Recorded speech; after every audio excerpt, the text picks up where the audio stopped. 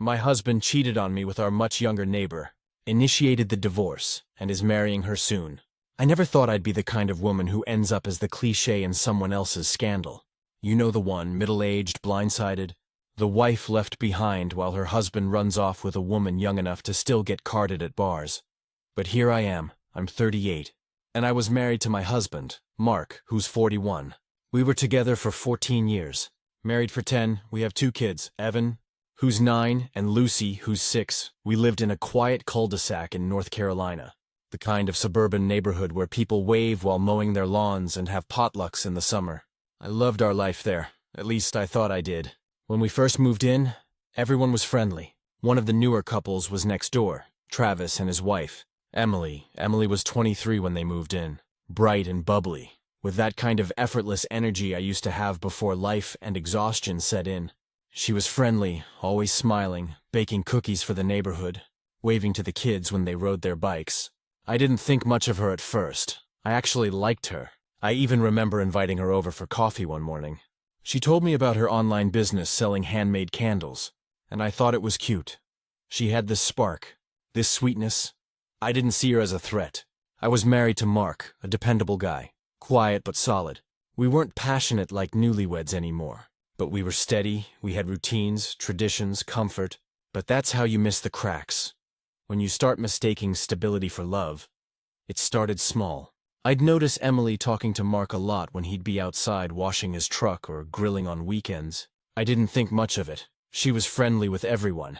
But then, little things began to catch my attention. Her laughter when he was around, that extra long smile she'd give him, the way she started showing up when I wasn't home. The first real red flag came one afternoon when I came home early from a dentist appointment. Mark's truck was in the driveway. Emily's car was parked a few houses down. I didn't think much of it until I noticed our living room curtains were closed, which never happened during the day. I unlocked the door quietly, stepped inside, and heard laughter from upstairs. My heart dropped. I called out his name and the house went dead silent. A few seconds later I heard footsteps. Then Mark appeared at the top of the stairs. His face was pale, like he'd seen a ghost. He stammered something about working from home and fixing something in the guest room. But his voice trembled. Then Emily appeared behind him, wearing a sweatshirt that clearly wasn't hers. I don't think I'll ever forget that moment. It's like my brain split in two, one part screaming, the other completely numb. I asked her to leave, calmly, almost too calmly. She grabbed her bag and ran out without saying a word. Mark followed me into the kitchen, trying to talk, saying it wasn't what it looked like. I didn't yell. I didn't throw anything. I just asked, "How long?" He didn't answer. That was enough of an answer. He moved out 2 days later, to clear his head. Within a week, I found out he was staying at an Airbnb with Emily. That was the beginning of the end. He filed for divorce a month later, citing irreconcilable differences. The man I built a life with didn't even have the decency to admit what he'd done in court documents. I didn't fight him much. I just wanted it to be over. We settled custody of the kids, joint custody, alternating weeks, and divided the house, which he insisted on selling because it held bad memories. I moved into a small rental nearby to keep the kids close to their school. But the real gut punch came recently. I found out through a mutual friend that Mark and Emily are engaged, not even a year after the divorce papers were signed. He's 41, she just turned 25. They're planning to have the wedding this spring, apparently. She's wearing my old wedding photographer's style as inspiration. I thought I'd feel rage, but instead it's just this deep, dull ache. It's like someone took my old life, repainted it in pastel colors, and gave it to someone else. I see her outside sometimes when I drive by to drop the kids off. She's in the same driveway where I once planted flowers, waving like she belongs there. What hurts most is how casually he's rewritten the story of our marriage. He tells people we drifted apart and that Emily helped him find himself again. I've even overheard Lucy repeating little things she's heard from him. Like, "Daddy says Miss Emily makes him happy." It kills me. But I won't talk badly about him in front of the kids. They deserve to keep whatever stability they can. The worst part? The neighborhood still treats him like the golden boy. The narrative somehow became, Mark found love again after a tough marriage. No one mentions the betrayal, the nights I cried myself to sleep, or the therapy sessions I needed just to function. I've been trying to heal. Therapy's been a godsend. My therapist, Dr. Harper, told me something that stuck. You can't control how they rewrite the story. You can only live your truth.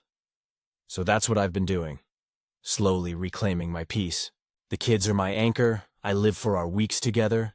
We've built new routines, movie nights, pancakes on Sundays, bedtime stories. It's not the family I imagined, but it's ours. There was a moment last week that kind of summed it all up. I was at the grocery store grabbing milk when I ran into Emily. She looked startled to see me. She had a ring on her finger. Big, shiny, new. I smiled and said, "Congratulations." She blinked like she didn't know what to say. Then she said, "Thank you. I know this must be weird." I just nodded. "Weird? Yeah. But I hope you both treat each other better than he treated me." Then I walked away. I didn't mean it to be cruel. It just came out. But for the first time, I felt like I'd said something for me. No filter, no swallowed pain, just truth. It's strange, being on the outside of a life that used to be yours. But I've realized that what Mark did says more about him than it does about me. He chased something shiny and new, and maybe that'll work out for him. Or maybe he'll realize, one day, that excitement isn't the same as love. As for me, I'm rebuilding, slowly, steadily. I've started painting again, something I hadn't done since college. I'm going on walks in the morning, reconnecting with friends I lost touch with during the marriage. And maybe someday I'll fall in love again, but next time, it'll be with someone who values loyalty, not novelty. Someone who doesn't confuse attention for affection. Until then, I'm content building a life that's mine again. Because even though he left me for someone younger, prettier, and newer, he'll never have what I have now. Peace, update. It's been about 6 months since I wrote that. And I can honestly say things have shifted in ways I didn't expect. Some painful, some empowering. Healing isn't linear. It's more like waves. Some days I feel strong and content, and other days I wake up feeling like I've been punched in the gut all over again. But the waves are getting smaller, less violent. Mark and Emily officially got married last month. I knew it was coming, of course. But actually seeing photos of it online hit me harder than I thought it would. A mutual friend tagged them in a post. The two of them smiling under a floral arch. The same kind of arch Mark and I stood under on our wedding day 10 years ago. It was like déjà vu, except this time I wasn't part of the picture. What really stung was how familiar everything looked. Same photographer, same color palette, even the same song I walked down the aisle to. Emily's dress was this long lace gown that looked eerily similar to mine. Almost like she'd recreated my wedding with new faces. I know that sounds petty, but seeing it made something inside me twist. I didn't want to spiral, so I closed social media for a few days. Instead, I focused on the kids and tried to ground myself in the present. But of course, life has a way of throwing reminders in your face when you least need them. The following week, when I dropped the kids off at Mark's house, which, yes, is our old house. He bought it for me after the divorce. Emily opened the door. She smiled politely, wearing an apron. Like some kind of perfect suburban wife, I wanted to hate her. But honestly, I just felt tired. She invited me in for a quick coffee while the kids got settled. I didn't want to, but I went.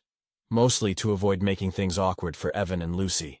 Their living room looked exactly like it did when I lived there. Same couch, same rug, even the framed art I picked out on the walls.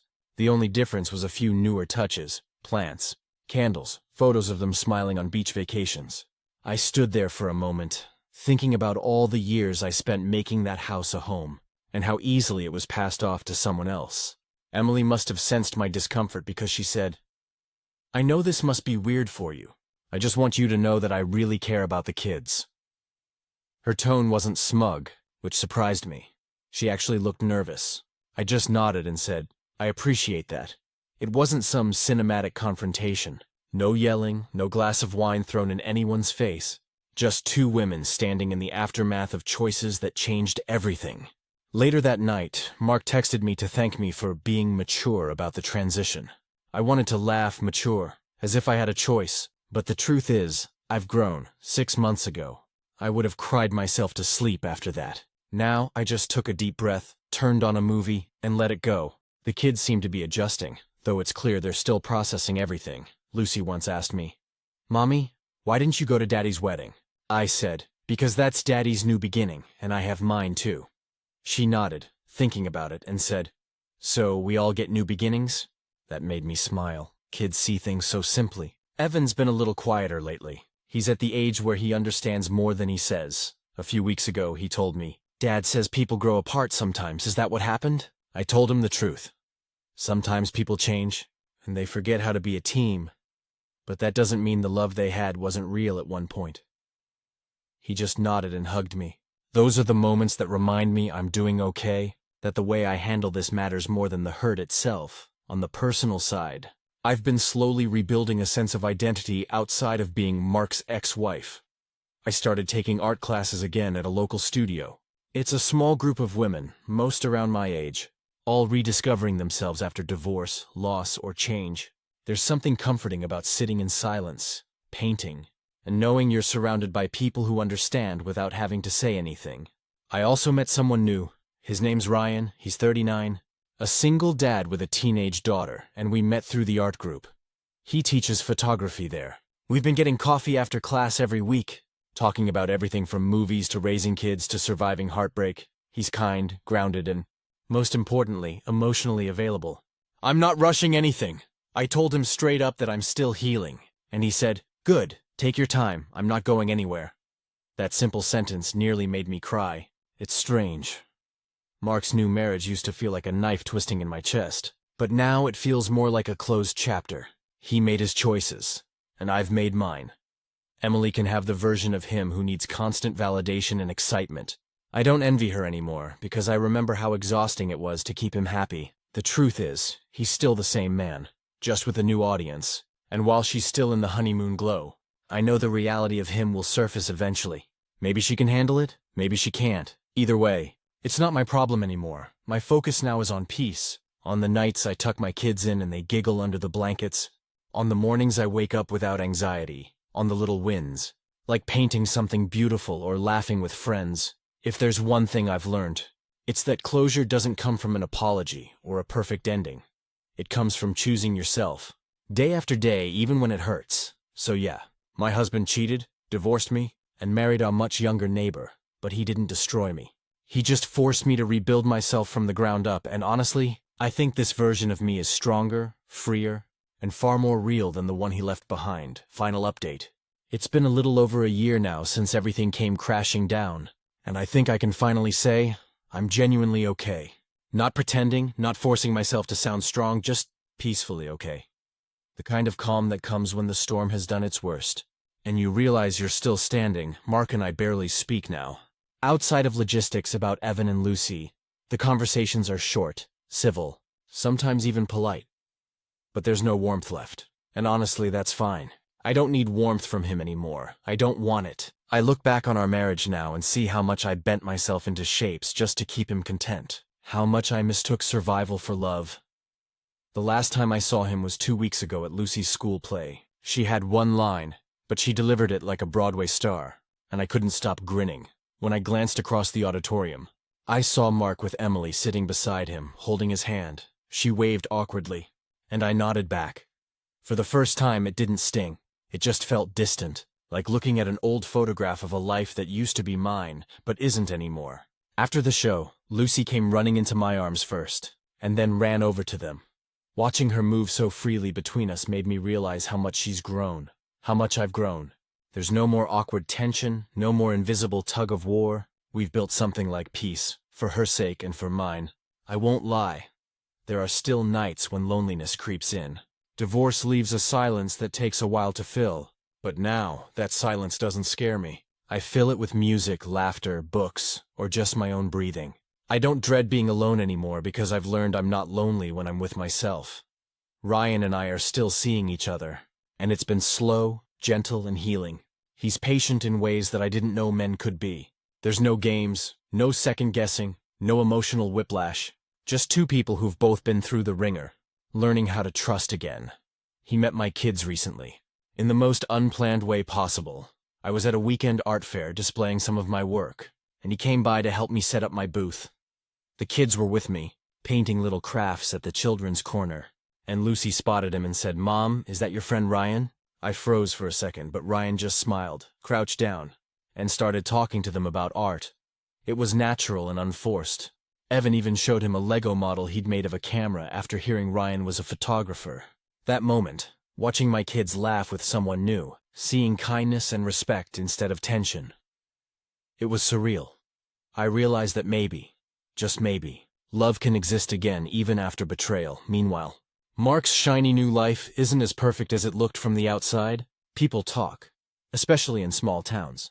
And while I don't pry, things trickle back to me, apparently. Emily has been struggling with Mark's need for constant validation and his short temper. He's quit 2 jobs since their marriage, chasing some business idea that hasn't gone anywhere. She's learning what it means to live with a man who always thinks the grass is greener. I don't feel vindicated, though I don't even feel smug. I just feel detached, like watching a rerun of a show I've already seen, knowing exactly how the plot goes. The biggest change, though, has been me rediscovering myself. I started teaching beginner art classes on weekends, mostly for women who've been through big life changes, divorces, breakups, widowhood, or just that quiet midlife identity crisis no one talks about. We paint, we talk, sometimes we cry. It's become my therapy, and in helping others heal, I've found my own purpose again. One of the women in my class, a widowed mom named Claire, said something that stuck with me. She said, "We spend so much of our lives waiting for the version of love that doesn't hurt, but sometimes the love that saves us isn't from someone else. It's from the life we rebuild after everything falls apart." That hit me hard because that's exactly where I am now. I've learned to forgive, not for Mark's sake, but for mine. Forgiveness doesn't mean forgetting or excusing what he did. It just means I've stopped letting it define me. He doesn't live rent-free in my head anymore. I don't wake up thinking about him, or wondering what they're doing. I wake up thinking about my kids, about the art I want to finish, about the quiet coffee I get to drink while the sun rises. Evan started middle school last month. Lucy just lost her first tooth. Life keeps moving, and I'm finally keeping pace with it instead of clinging to the past. I won't say I'm grateful for what happened. That would be a lie. But I am grateful for what I found through it. Strength, independence, peace, the ability to stand alone and still feel whole. Mark once told me I'd never make it without him, that I'd crumble under the weight of real life. I think about that sometimes, especially when I see how far I've come. When I'm laughing with my kids, or teaching, or dancing in my kitchen at midnight just because I can. He was wrong. I didn't just make it. I thrived, and maybe that's the quietest revenge of all. Living a good, genuine life while the people who broke you keep searching for the happiness they threw away. I'm not the same woman who wrote that first post, sobbing at midnight over betrayal. I'm someone new, someone stronger, wiser, and finally, free. Stories number 2. My siblings were convinced our mom was hiding a secret fortune, and it destroyed what little family we had left. When my mom got sick, everything in our family shifted. She'd been the glue that kept us all together. The kind of woman who showed up for every recital, made soup from scratch when you sneezed, and sent you home with leftovers even if you said you weren't hungry. She wasn't rich. She worked 30 years as a public school librarian in Ohio, and when she retired, she barely had enough to cover her medical bills. But to my siblings, that story didn't fit. I'm the youngest of 3. My older sister, Hannah, is the planner type. Always in control, spreadsheets for everything, even for her Christmas shopping. My brother, Jared, is the opposite. Impulsive, always broke, always convinced someone else is the reason his life is a mess. I was the one who stayed nearby, mostly because Mom needed help. When she was diagnosed with heart failure, I moved back into the house for a while to take care of her. I handled the doctor visits, her medication, and the bills. Mom had savings, but nothing wild. A modest pension, a small 401k, and a checking account that never had more than a few $1,000s in it. She was always careful with money, but she wasn't sitting on a pile of it. Still, for some reason, my siblings got it in their heads that she was. It started with small comments. Hannah would say things like, "You know, Mom's house has to be worth at least $500,000 now." Or, "I wonder what she did with the money from Grandpa's life insurance." I'd remind her that most of it went toward the mortgage and Mom's medical expenses years ago, but it never seemed to land.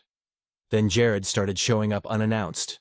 He'd drop by in the middle of the day, ask to borrow Mom's car, or ask if she could spot him some money until his next paycheck. Once, I walked into the kitchen and found him going through Mom's mail, claiming he was helping organize her paperwork. Mom was too kind to call him out, but I saw how tense she became whenever he was around.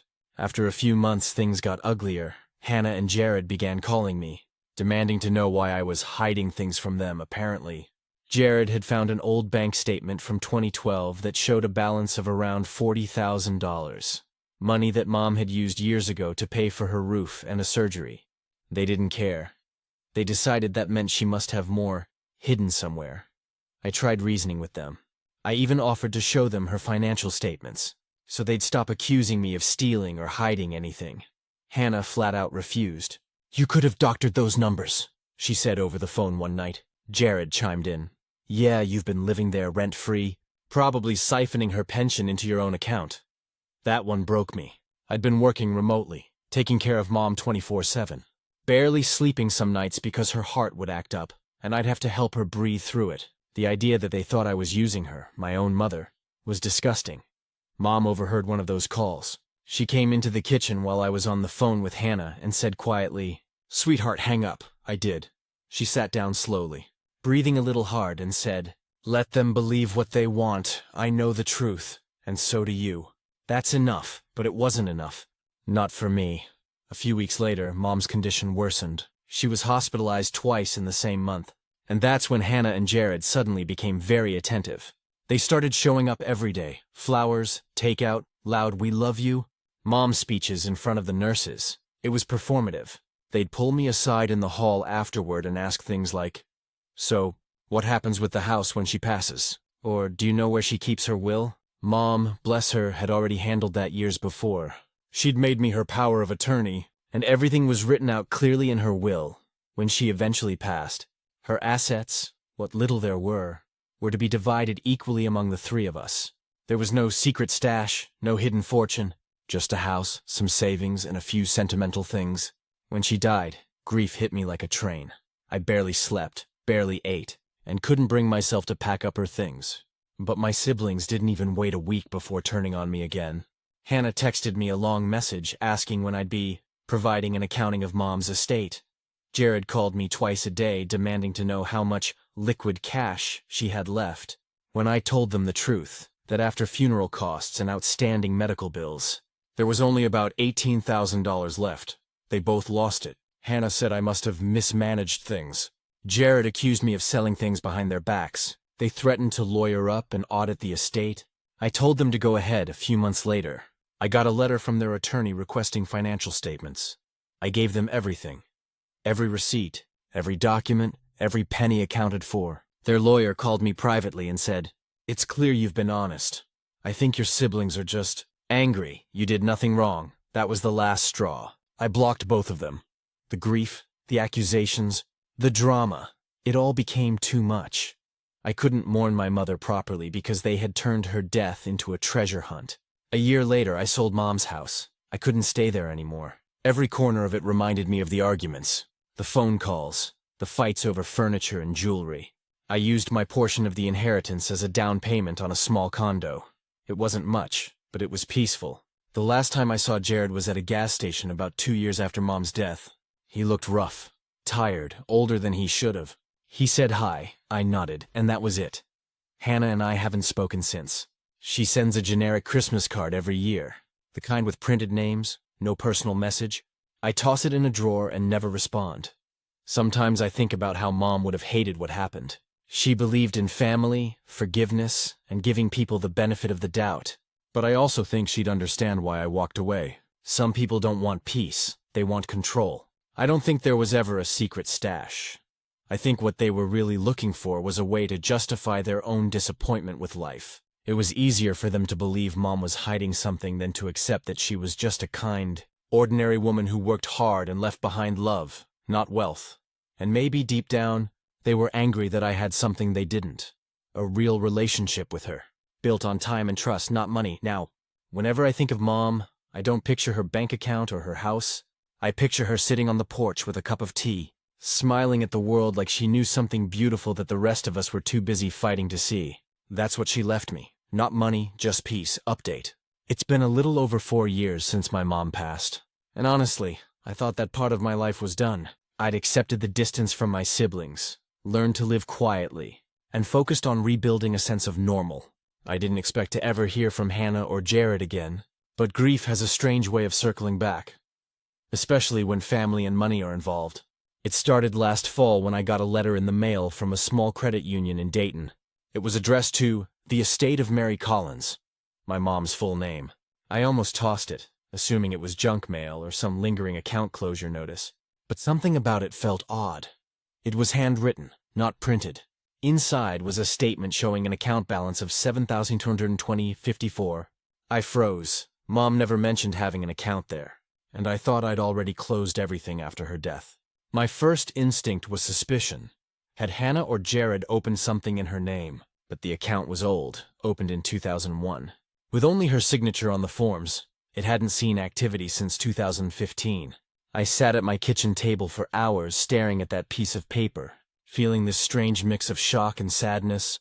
I thought about all the accusations my siblings had thrown at me, all the tension and heartbreak that followed, all because they were convinced Mom had a secret stash. And here it was.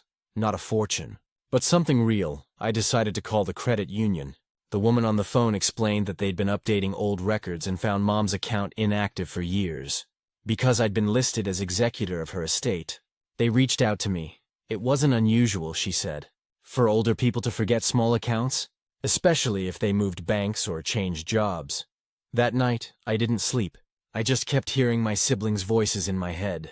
You're hiding something. You stole from Mom.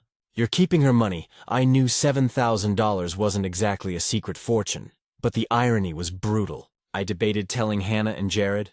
Part of me wanted to rub it in their faces to say, here's your secret stash, the one you tore the family apart over. But another part of me didn't want to reopen those wounds. The money didn't matter anymore. Peace did. Still, my conscience got the better of me. Mom had raised me to be fair, even when others weren't. So I reached out. I sent them both a short, factual email explaining the discovery, attaching the scanned statement, and saying I'd contact the estate lawyer to handle the funds legally.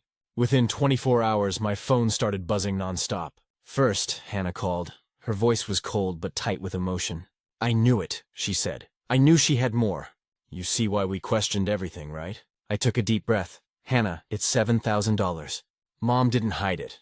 She probably forgot it existed. She was sick. You turned our lives upside down over something that wouldn't even cover a month of her medical bills.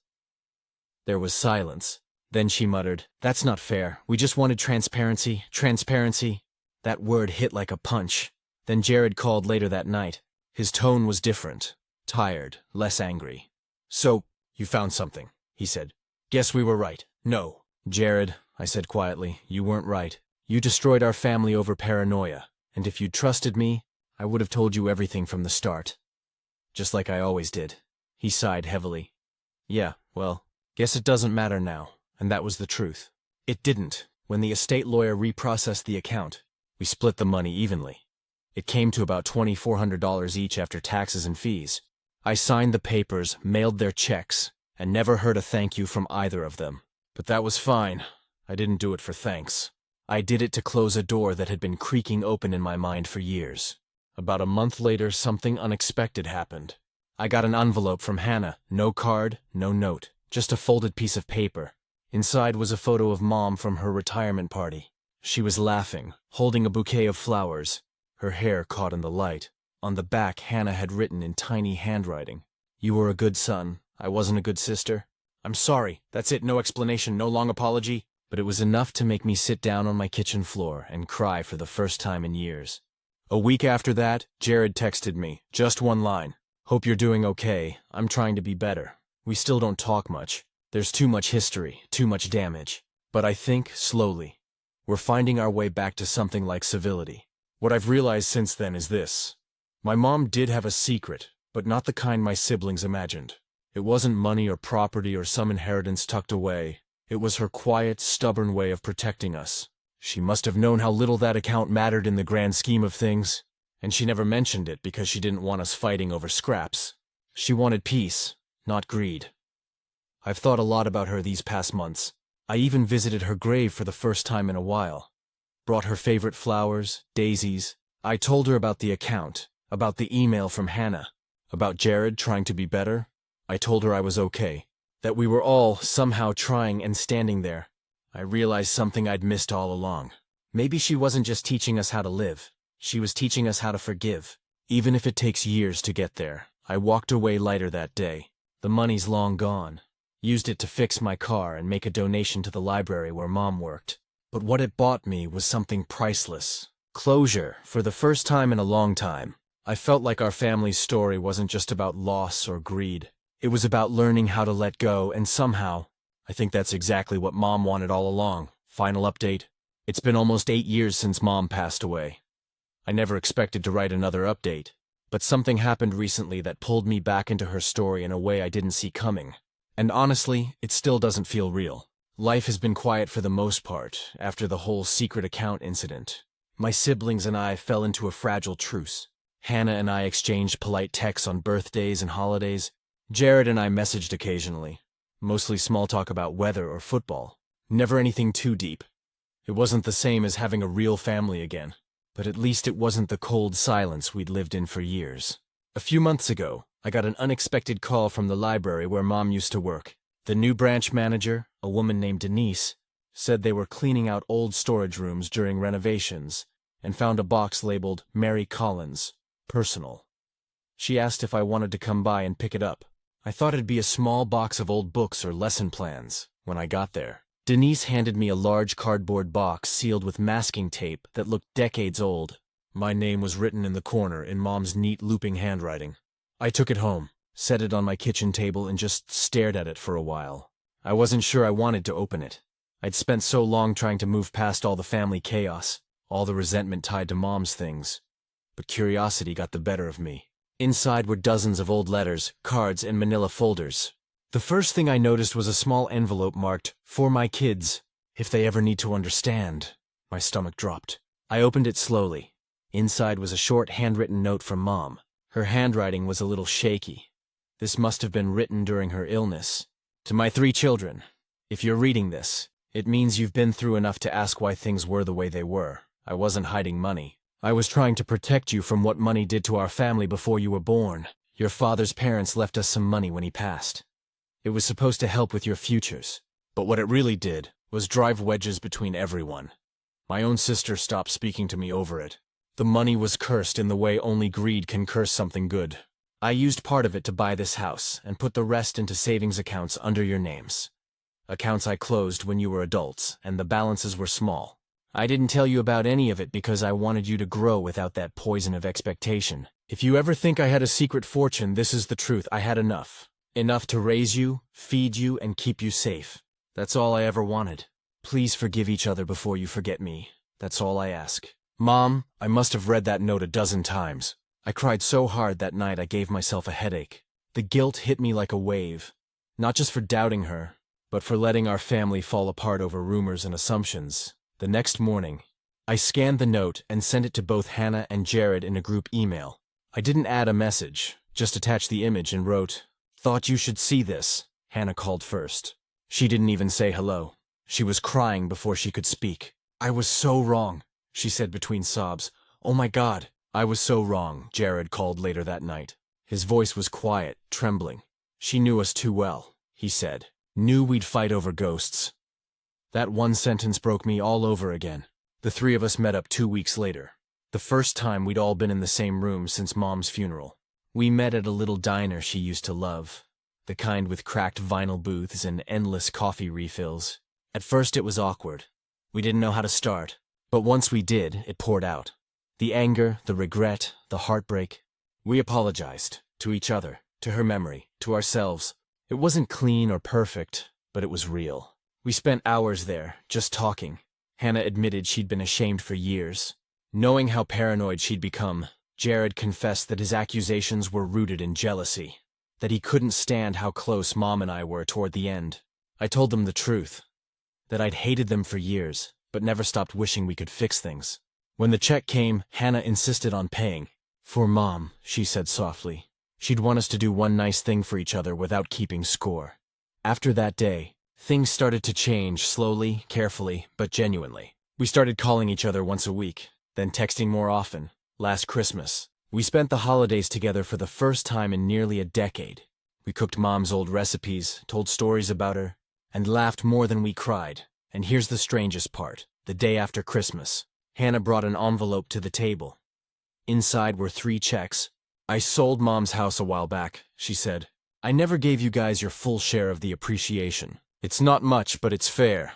I looked at Jared, and he looked at me. For the first time, we didn't argue. We just nodded. That was the real miracle. Not the money, not the apology, but the fact that after everything, we were still capable of forgiving each other. A few weeks ago, I framed Mom's note. It hangs by my front door now. Every time I leave the house, I read the last line again. Please forgive each other before you forget me. And I think, finally, after all these years, we did. There's no secret fortune, no mystery inheritance. Just a quiet kind of wealth that I never appreciated before. Peace, forgiveness, and the chance to start over. And somehow, I think that's what she wanted us to find all along. Stories number 3. My friends called me cheap for not buying rounds, but I don't think I'm the one in the wrong. So this happened a few weekends ago, and it's been stuck in my head ever since because I genuinely can't tell if I'm the jerk here, or if my friends are just being entitled. For context, I'm 29, I work in marketing, and I live in Austin. My group of friends, mostly from college, likes to go out once or twice a month. It's usually the same people. There's Tyler, who's the loud social one. Jenna, who can drink anyone under the table. Marcus, who's kind of the chill mediator. And Hannah, who's always in charge of taking pictures and making sure everyone gets home safe. We've been hanging out for years, and for the most part, it's always been easy. The issue started when Tyler decided we should bring back the college tradition of buying rounds. Basically, one person buys a round of drinks for the whole group, and then someone else buys the next, back in college. When drinks were $3 shots and nobody had real bills to pay, it was fun. But now, the first bar we went to that night charged $14 per cocktail. There were 6 of us. One round was almost $90 before tip. When I realized how much each round would cost, I said, "Hey, just so everyone knows, I'm good buying my own drinks tonight." I didn't make it a big thing. I figured we're all adults. People can do what they want. But Tyler gave me this look like I just announced I was skipping out on a group project. He said, "Dude, come on, it's tradition. Everyone takes turns." "It all evens out," I told him. "Yeah, but it doesn't really even out when everyone drinks differently. You order top-shelf stuff, Jenna gets doubles, and I'm nursing one old-fashioned for 2 hours." Jenna jumped in, kind of laughing, and said, "It's not that serious. It's just how we do things. You'll get your turn next time." I said I didn't mind paying for my own drinks, but I wasn't doing rounds. They shrugged it off at first. Marcus even said, "Fair enough." And we went on with the night. But then, around 11 p.m., after a few bars, things got awkward. Tyler had already bought 2 rounds, and so had Jenna when it came time for another. Hannah said she'd sit this one out, and suddenly everyone turned to me. Tyler, half drunk and loud, said, "All right, your turn." "Man," I reminded him that I'd said from the start I wasn't doing rounds. He groaned and said, "So we're just paying for you all night?" That annoyed me because I'd been paying for my own drinks. Every single one. I pulled out my receipts just to prove it. "I've literally paid for everything I've had," I said. "I didn't ask anyone to buy me anything." Marcus backed me up. "He's right. He's been paying his way all night." But Jenna rolled her eyes and said, "It's just about being part of the group, you know. Nobody likes a cheap friend." That stung more than it should have. I'm not cheap. I'm responsible. I work hard, pay my bills, and I like to save money where I can. Spending $90 on drinks for everyone, half of which I won't even drink, feels stupid to me. The night got awkward after that. Tyler kept making jokes about me being tight with cash, and Jenna asked if I wanted her to Venmo request me for her drink. Just to be fair, I laughed it off, but it was uncomfortable. The next day, I texted Marcus to ask if I'd actually come off badly. He said, "Nah, you didn't do anything wrong. They just think you broke some unspoken rule." That unspoken rule is exactly what bothers me. I don't mind paying for my friends sometimes, like if it's someone's birthday or a special occasion. But just because we're all out together doesn't mean I have to bankroll part of their bar tab. We're all adults now. Some of us have student loans, some have kids, some have different incomes. It feels weird that we're pretending it's all equal when it's not. Since that night, I've noticed a shift. Tyler hasn't invited me out for drinks again, and Jenna's been weirdly cold in our group chat. Marcus and Hannah are still cool, but I can feel that something changed. It's like refusing to play along made me an outsider. The thing is, I get it. There's a social element to the whole rounds thing. It's communal, it's friendly, but I just don't think friendship should come with a financial expectation attached. If we're all out, Everyone should feel free to order what they want and pay for it themselves. That's how I've always done it. I even offered a compromise at one point during the night. I said, if it's about fairness, how about we each put $30 in a pot at the start of the night and buy from that until it's gone? Tyler said that kills the vibe. Translation: it kills his ability to drink $20 cocktails on someone else's dime. What really sealed it for me was when I overheard Jenna telling Hannah later that week that I made the whole night awkward because of $80. Hearing that actually made me laugh. $80 might not sound like much to her, but to me it's groceries for the week, and besides, if me not buying them drinks ruined their night, maybe their priorities are just different than mine. So now I've been kind of distancing myself from that group when it comes to going out. We still hang out for brunch or game nights, but I avoid bars with them. Marcus told me Tyler complained about it again recently, saying I need to loosen up. I just don't see it that way. I think being financially smart isn't being uptight. It's being realistic. At the end of the day, I didn't refuse to pay for anyone's drink.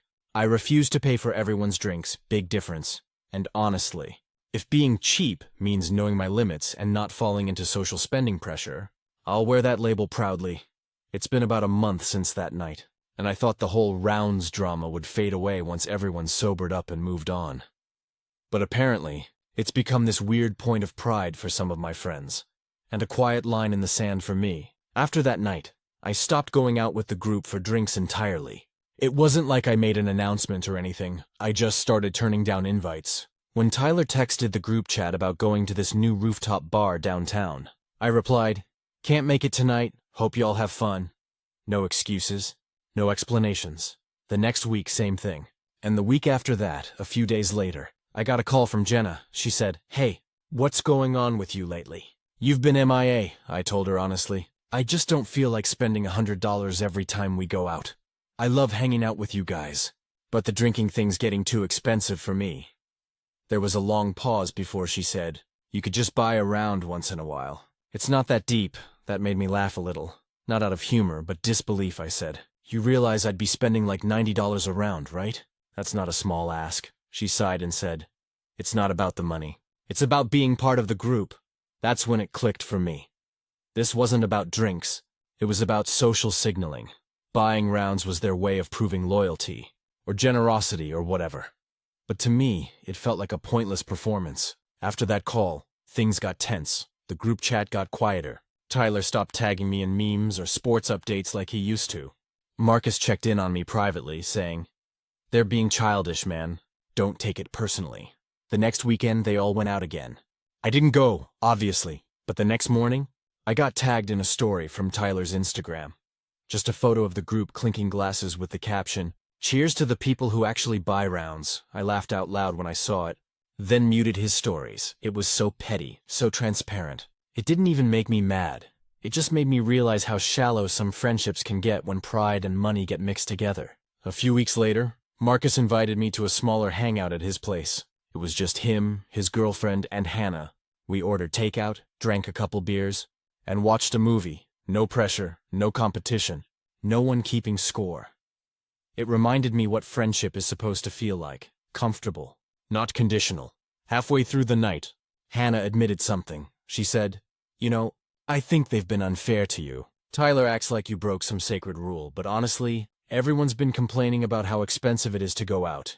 I just nodded and said, "Then why does everyone keep doing it?" She smiled and said, "Peer pressure mostly." That conversation stuck with me. It made me realize how many people just go along with stuff to avoid being the odd one out. I've never been good at playing along with things I don't agree with. And apparently that's threatening to people who depend on group validation. Since then, a few interesting things have happened. First, Marcus told me Tyler ended up covering Jenna's last round because she forgot her card. Then, a week later, Hannah texted me saying, "Guess what? They split the bill evenly this time instead of doing rounds." You started a movement. That made me laugh. But it also made me feel a little vindicated.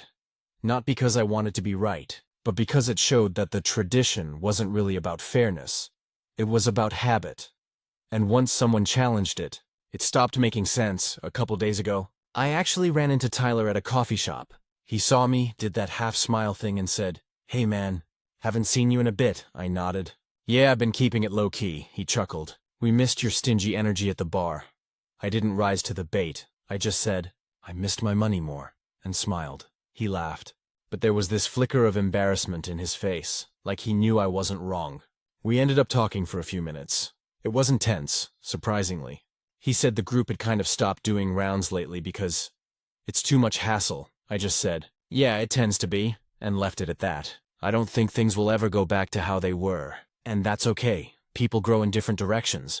Some friendships are built on shared values, and some are built on shared habits. When you stop sharing the habit, you realize which one it was these days. I hang out more with people who don't measure friendship by who buys the next drink. We do dinners at home, trivia nights, backyard bonfires. Everyone brings something, and no one's trying to show off. It feels lighter, less like I'm paying admission to be part of the group. I think the biggest takeaway for me is that it's not about money. It's about respect. If someone thinks less of you because you won't play along with an expensive tradition, they probably don't value your presence that much anyway. I didn't lose friends because I refused to buy rounds. I lost people who couldn't handle being told no. And honestly, that's a trade I'll take any day. It's been almost 6 months now, and I can confidently say that walking away from the rounds crew was one of the best decisions I've made as an adult. What started as a small disagreement about drinks ended up revealing a lot about who people really are when their comfort gets challenged. After that last awkward coffee shop run-in with Tyler, we didn't talk for a while. He unfollowed me on Instagram a few weeks later, which I found both funny and telling. Jenna still has me added, but we haven't exchanged a word since the night she called me cheap.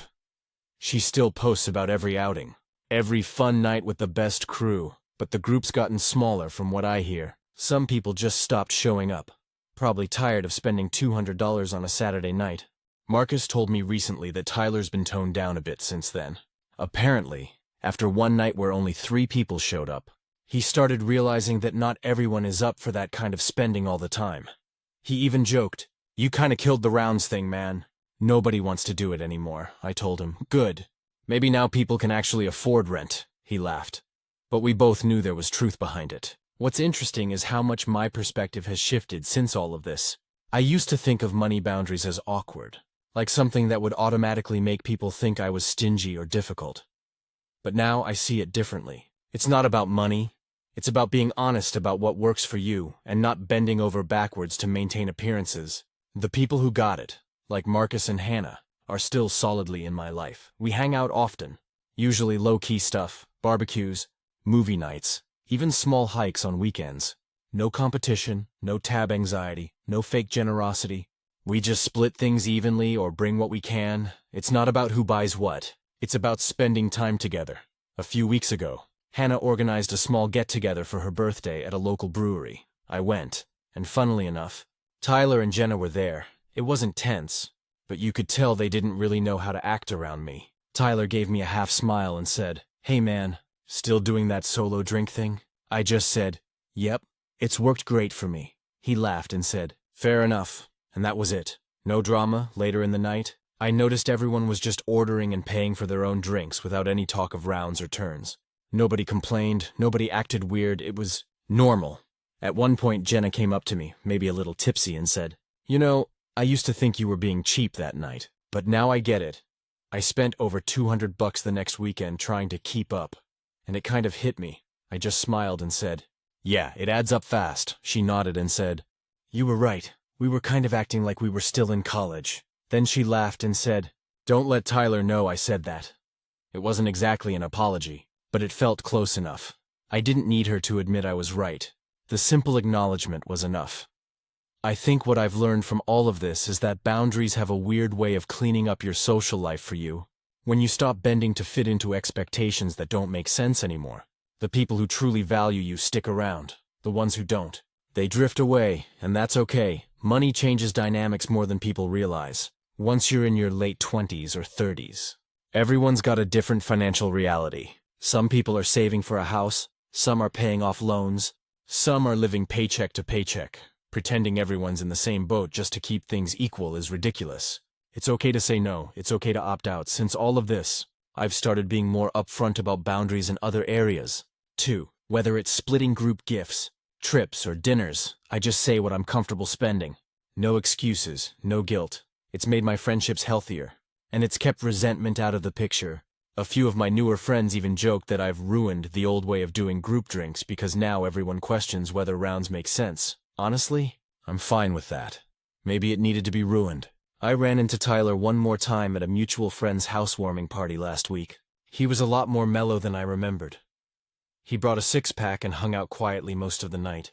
When he left, he gave me a quick nod and said, "No hard feelings, man. You just think differently." I respect that. That more than anything, felt like closure. Now I still enjoy a good night out once in a while, but I do it on my terms. I order what I want, I pay for what I drink, and I leave when I've had my fill. It's simple, it's stress-free, and no one ends the night broke or bitter. Sometimes I think about that first night. The look on Tyler's face when I said I wouldn't buy rounds. How everyone acted like I broke a sacred social rule. And I realize how much people cling to habits that stopped making sense years ago. I didn't mean to challenge it. I just didn't want to go broke pretending to be generous. But it turns out that saying no once was enough to change how a lot of people thought about it. So now, when I get invited out, I don't hesitate anymore, I don't overthink it, and I don't feel guilty about setting limits. I just show up, enjoy myself, pay for my own stuff, and go home happy. If that makes me cheap, then fine. I'll take being cheap over being resentful any day. Stories number 4. My brother's wife thought being a stay-at-home mom meant she could just stay in bed all day. So, this all started about 6 months ago when my brother, Nick, and his wife Jessica had their first baby. Everyone was so excited. Nick has always wanted to be a dad, and Jessica had been talking about being a stay-at-home mom for years. She said it was her dream to focus on family and not have to deal with the corporate grind anymore.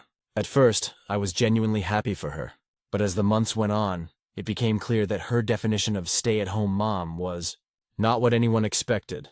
I live about 20 minutes away from them, and because I work remotely, I'd stop by sometimes to help out or drop off food. The first few times I brushed things off. Newborns are exhausting, and everyone adjusts differently. But one morning I showed up around 11 a.m. to drop off a casserole I'd made, and Jessica was still in bed, scrolling through her phone. The baby was crying in the bassinet next to her, while bottles and dirty clothes were scattered around the room. I asked if she was okay, and she sighed. "Oh yeah, just trying to get some rest." Nick was supposed to feed her before work, but he left early again. I ended up cleaning the bottles and feeding the baby myself. I didn't mind helping, but I noticed that this became a pattern. Every time I stopped by, Jessica was in bed or on the couch, and the house looked like a tornado hit it. Meanwhile, Nick was working 10-hour shifts and coming home to take care of everything. Dinner, laundry, dishes. It got worse when Jessica started posting online about how no one appreciates stay-at-home moms, and how it's a full-time job that never ends. I don't disagree. Raising a baby is hard, but she wasn't really doing it. She'd hand the baby off the second anyone else was around. Nick's mom came over to help one day and found the baby with a rash because Jessica hadn't been changing her diaper often enough. One evening, Nick called me. Completely overwhelmed, he said, "I don't know what to do. She doesn't even try anymore. I'm working and doing everything when I get home. I feel like I have 2 kids. One just happens to be my wife." He didn't want to start a fight, so he'd just keep picking up the slack. But I could see it was breaking him. A couple of weeks later, I went over again, and it was worse than ever. Jessica was in bed, curtains closed, wearing the same pajamas I'd seen her in days before. The baby was in the crib crying. The smell of spoiled milk hit me when I walked in. I asked, "Jess, are you okay? What's going on?" She rolled over, groaning. "I'm just exhausted, you don't get it. Stay-at-home moms never get breaks," I told her, as gently as I could. Being a stay-at-home mom is absolutely work, but it's not supposed to mean you literally stay in bed all day. The baby needs you, and Nick can't do everything. Her face went red. She shot up and said, "So what, you think I'm lazy? You don't have kids, so don't pretend you understand." I didn't want to fight, so I apologized and left. But she must have told Nick what I said because that night he called me and said, "Maybe you shouldn't come by for a while." His voice sounded defeated, like he was trying to protect her but also silently agreeing with me. About a month later, I got a text from Nick at midnight. It said, "You were right. I can't do this anymore." Turns out he'd come home from work to find the baby crying in the crib for almost an hour while Jessica was taking a nap. He'd lost it, told her she needed to start contributing, even just cleaning a little or taking care of the baby during the day. She screamed that he was attacking her and stormed out to stay at her mom's for a week. They eventually patched things up after Nick convinced her to see a therapist. Apparently, she's been dealing with postpartum depression, something no one realized at first. When Nick told me that, I felt a mix of guilt and relief.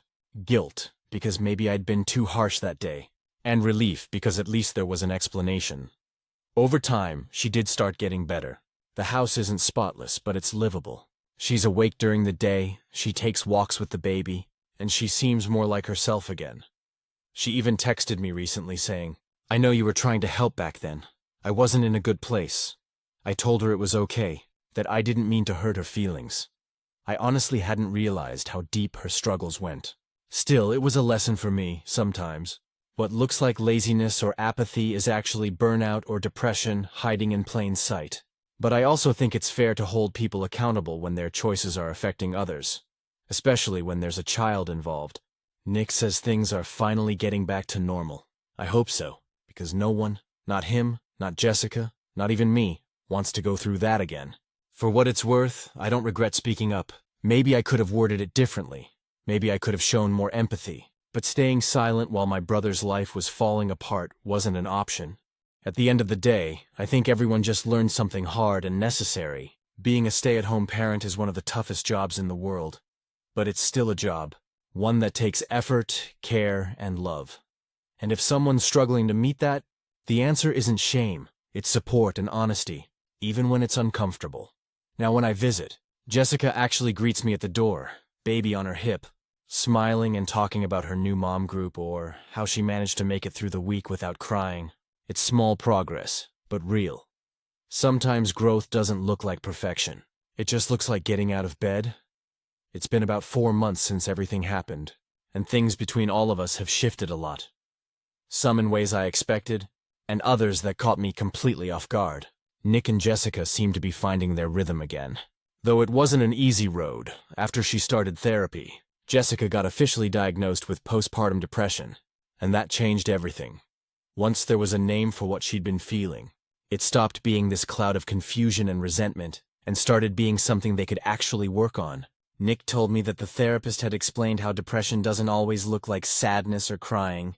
Sometimes it looks like apathy, not being able to move, not wanting to shower, feeling detached from the baby. Hearing that broke my heart a little because when I used to see Jessica lying in bed, scrolling on her phone, I thought she just didn't care.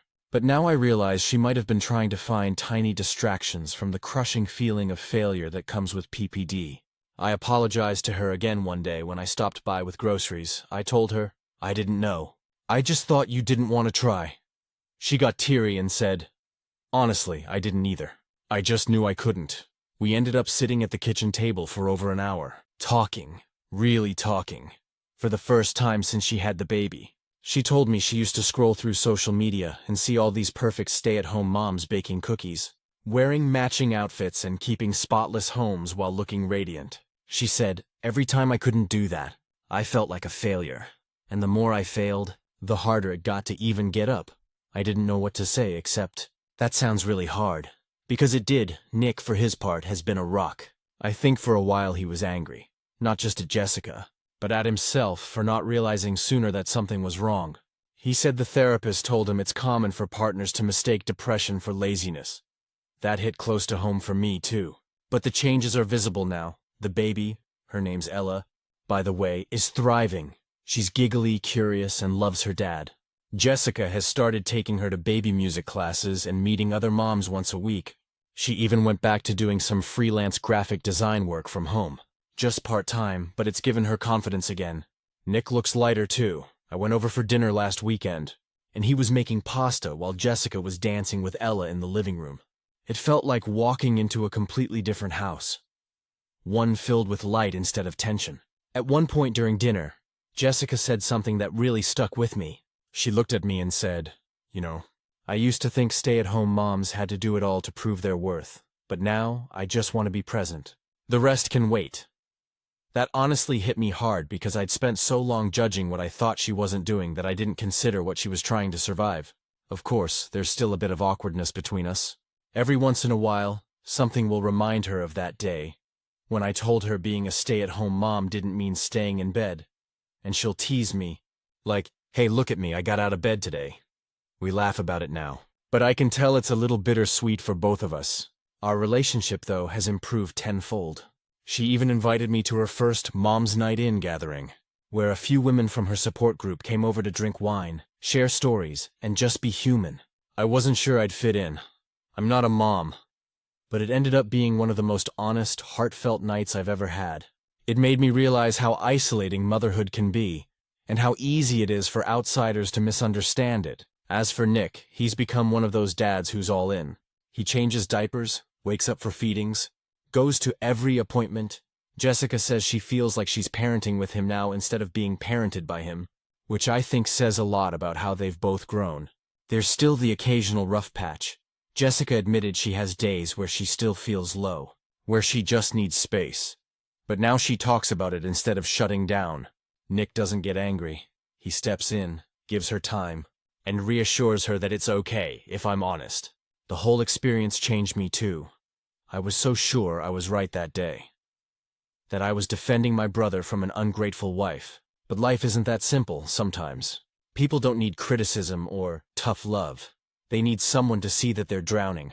Now, when I see new parents, I try to lead with empathy before judgment. I bring meals, offer to hold the baby so they can nap or just listen. Not because I feel guilty, but because I finally understand how heavy it all can be. A few weeks ago, Jessica sent me a text out of the blue. It said, "Thank you for not giving up on me. You were tough on me, but I think I needed that moment to realize I couldn't keep going like that." I didn't cry, but I felt something warm settle inside me. Relief, maybe, or peace. It's strange to think how much one comment, one blunt, frustrated line, started this whole mess, but also, in a roundabout way, led to healing. I didn't handle it perfectly, but I guess none of us did. We just learned through it, together. Now when I visit, the house smells like coffee and baby lotion, and laughter fills the rooms instead of silence. Jessica's always in motion, not frantically, but purposefully she hums while folding laundry. Nick kisses her on the forehead when he walks by, and Ella reaches out for both of them with tiny, trusting hands. Sometimes progress isn't loud or dramatic. It's quiet, like the sound of a baby finally sleeping peacefully in her mother's arms, while the world outside just keeps moving. Final update. It's been almost a full year since everything went down between Nick, Jessica, and me. And honestly, I didn't think we'd all end up in such a good place after how bad things got. But life has a weird way of humbling you, and teaching you what compassion really looks like. Jessica is thriving now, truly. She's not the same woman who used to hide in her dark bedroom while the baby cried. She's confident, steady, and involved. She started her own small business. She designs custom baby milestone books and journals, and it's been surprisingly successful. She sells them online and at a few local boutiques. When she first told me her idea, I could tell she didn't think she could pull it off. But Nick helped her set up a website, and I helped her photograph her products. It's honestly beautiful seeing her proud of something that's hers again. Their daughter, Ella, is almost walking now, babbling non-stop and following Nick everywhere he goes. She's this bright, happy, curious little kid. And you'd never guess there was a time when things at home were so strained. Nick jokes that Ella has the energy of 3 toddlers, and that Jessica and he are just trying to keep up. It's funny, but also kind of poetic. They went from exhaustion and resentment to teamwork and laughter. The turning point, I think, came around the holidays. Last Christmas, Nick and Jessica invited me, our parents, and a few close friends over. I didn't expect much. I figured it would be quiet and maybe a little awkward. But when I walked in, the house smelled like cinnamon and cookies. Soft music was playing, and Jessica was sitting on the floor with Ella, helping her open a present. She looked up at me, smiling, and for a moment I was just overwhelmed, because it hit me how far they'd both come. Later that night, Jessica pulled me aside in the kitchen while everyone else was in the living room. She handed me a mug of hot cocoa and said, "You know, I hated you for a while after what you said." I started to apologize again, but she stopped me. "No, don't, I needed it, it hurt." But it also forced me to look at what was really happening. I just couldn't face it back then. I remember standing there, looking at her, and realizing how much strength it takes to say something like that. To admit you were struggling, that someone's blunt truth helped you, even if it stung. I told her how sorry I was for judging her, how I had no idea she was battling postpartum depression, and that I wished I'd offered help differently. She smiled and said, You did, just not the way I wanted at the time. That conversation stuck with me sometimes. The people we love don't need us to be soft. They just need us to show up. Even when it's messy, even when it's uncomfortable. Nick later told me that therapy had changed their marriage completely. They learned to communicate instead of explode. He learned to stop internalizing her struggles as personal rejection. And she learned how to ask for help without shame. They even started doing a weekly reset where they sit down every Sunday night, talk about what went well, what didn't, and how they can support each other better. I thought it sounded cheesy at first, but it works for them. I can't lie. Seeing my brother so happy again is one of the best feelings ever. There was a time he'd call me nearly every night, exhausted and defeated. And now he sends me videos of Ella giggling in the park, or Jessica teaching her how to clap. As for me, this whole experience changed my perspective more than I could have imagined. I've always been a fixer. I like solving problems, calling things as I see them. But this taught me that life isn't always black and white. Not every situation needs to be fixed. Sometimes it just needs to be understood. Jessica and I have become really close. Like actual friends. We text almost every day, share recipes, swap TV recommendations, and have girls' nights where we drink wine and laugh about how chaotic life can be. She even jokes that I'm her honorary co-mom because of how much time I spend helping with Ella. I'll take that title proudly. Recently, she and I went to a postpartum awareness charity event together. She shared her story publicly for the first time, about how she thought being a stay-at-home mom would come naturally, how she felt trapped, and how it spiraled into depression. She talked about Nick's support, therapy, and yes, even the argument that woke her up, which was, of course, our infamous moment. She looked right at me as she said, "Sometimes love doesn't sound gentle. Sometimes it's the tough voice that shakes you out of denial." Afterward, people came up to her thanking her for sharing. I was so proud I almost cried. When we left that night, she hugged me and said, "Thank you for not giving up on me. I don't think I ever told you that properly." And that's when I realized something important. None of this was about being right or wrong. It was about growth, about learning to see people where they are, not where we expect them to be. So yeah, I told my brother's wife that being a stay-at-home mom doesn't mean being a stay-in-bed mom. It was harsh. It was said out of frustration. But somehow that messy, emotional, clumsy moment turned into a catalyst for all of us to be better. To communicate better, to love better, and to understand each other more deeply. Now, when I visit their house, Jessica's usually in the backyard, barefoot with Ella on her hip, both of them laughing while Nick grills something he's probably overcooked. There's sunlight in that home again. Sometimes I catch myself thinking about that day. The one where I walked in and found her curled up. The baby crying. The room dark. It feels like a lifetime ago because now, when I see her smile at Ella, when I hear that little girl giggle, when I see my brother's eyes light up as he talks about their life, I know it all worked out the way it needed to. It wasn't easy, it wasn't pretty, but it was real. And in the end, that's what family is supposed to be. Messy, imperfect, but willing to grow together. Stories number 5. My neighbor blew leaves into my yard after I raked mine, and then called the cops for harassment. I swear.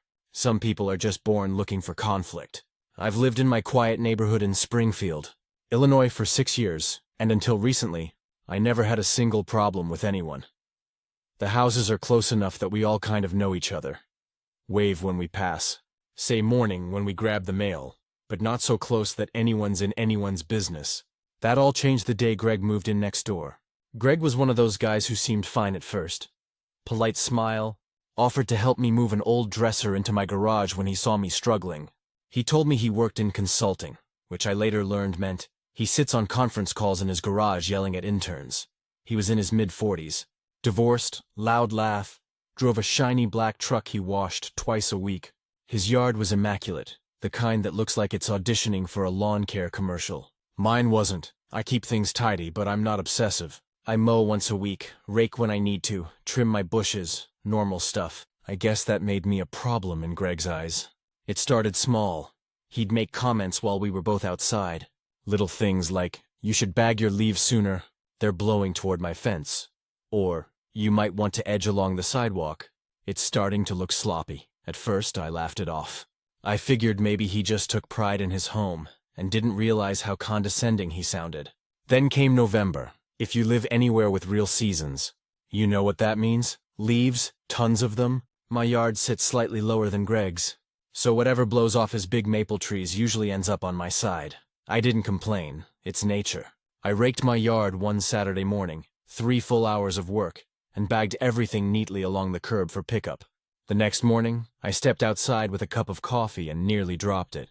My yard looked like I hadn't touched it at all. There were fresh piles of leaves everywhere, big ones. But here's the kicker. The leaves weren't even from my trees. They were all from Greg's maple, bright red and gold. Different shape and color than my oak leaves. I stood there in disbelief, staring at my freshly leaf-covered yard. Then I looked over, and there he was, Greg, standing by his garage with a leaf blower in hand. Grinning, he gave me a little wave like we were old pals. I walked over, trying to stay calm. "Hey, Greg, did you just blow your leaves into my yard?" He shrugged. "Wind's a funny thing, Greg. It's not windy. I watched you do it," he smirked. "Your yard's lower. They're just gonna end up here anyway. No point fighting nature." I swear I could feel my blood pressure rising. "You could have bagged them." He laughed, actually laughed, and said, "Relax, man. It's just leaves. Don't be so uptight." That was the moment I realized Greg wasn't just careless. He was one of those people, the kind who does petty stuff on purpose just to feel powerful. I walked away before I said something I'd regret, but I made a mental note. Next weekend, I was going to take care of this properly. That Friday, I borrowed a friend's industrial leaf vacuum and spent another full morning clearing my yard. I made sure not a single leaf was left on Greg's side of the fence either. I even raked a few feet past the property line to make sure he couldn't blame me for anything. My lawn looked perfect. 2 days later, Sunday afternoon, I came home from running errands and saw it again. Greg's maple leaves scattered across my entire yard. My stomach dropped. I checked my Ring camera footage, and sure enough, there he was, leaf blower in hand, blowing everything right under the fence into my grass while whistling. I was furious. I decided if he was going to play childish games, I could play too. So I waited until the next day when he was at work, rolled out my own leaf blower, and sent every single leaf right back over the fence. Took me half an hour. When I finished, I left his side spotless, exactly how he left mine. That evening, as I was watching TV, I heard pounding on my front door. I opened it, and there stood Greg, red-faced and yelling, "Are you serious?" He barked, "You blew all your crap into my yard." I crossed my arms. "You mean your leaves?" "Yeah, I figured they belonged back home." He pointed a finger at me. "That's harassment. You can't just do that." I laughed. "Greg, you literally did it to me, twice. Prove it," he snapped. "You got any witnesses?" I just smiled. "Yeah, actually my Ring camera." That shut him up for a second. Then he said, "You think you're smart, huh? We'll see how smart you feel when the cops show up." And he stormed off. I honestly thought he was bluffing. But 15 minutes later, a police cruiser rolled up in front of my house. I stood in my driveway, absolutely stunned. The officer, a middle-aged guy who looked tired in that "I've dealt with too many ridiculous neighbor disputes" way, got out and asked what was going on. Before I could even speak, Greg launched into his story. "Officer, this man has been harassing me. He keeps blowing debris onto my property, damaging my landscaping. And yelling at me?" The officer raised an eyebrow and turned to me. "Sir, is that true?" I told him everything, calmly and with receipts, literally. I showed him the Ring footage of Greg blowing his leaves into my yard both times, along with timestamps. I even showed him my texts to my friend about borrowing the leaf vacuum that week. The officer watched the footage for about 30 seconds, then sighed. "Mr. Whitman," he said to Greg, "it looks like you're the one causing the issue here."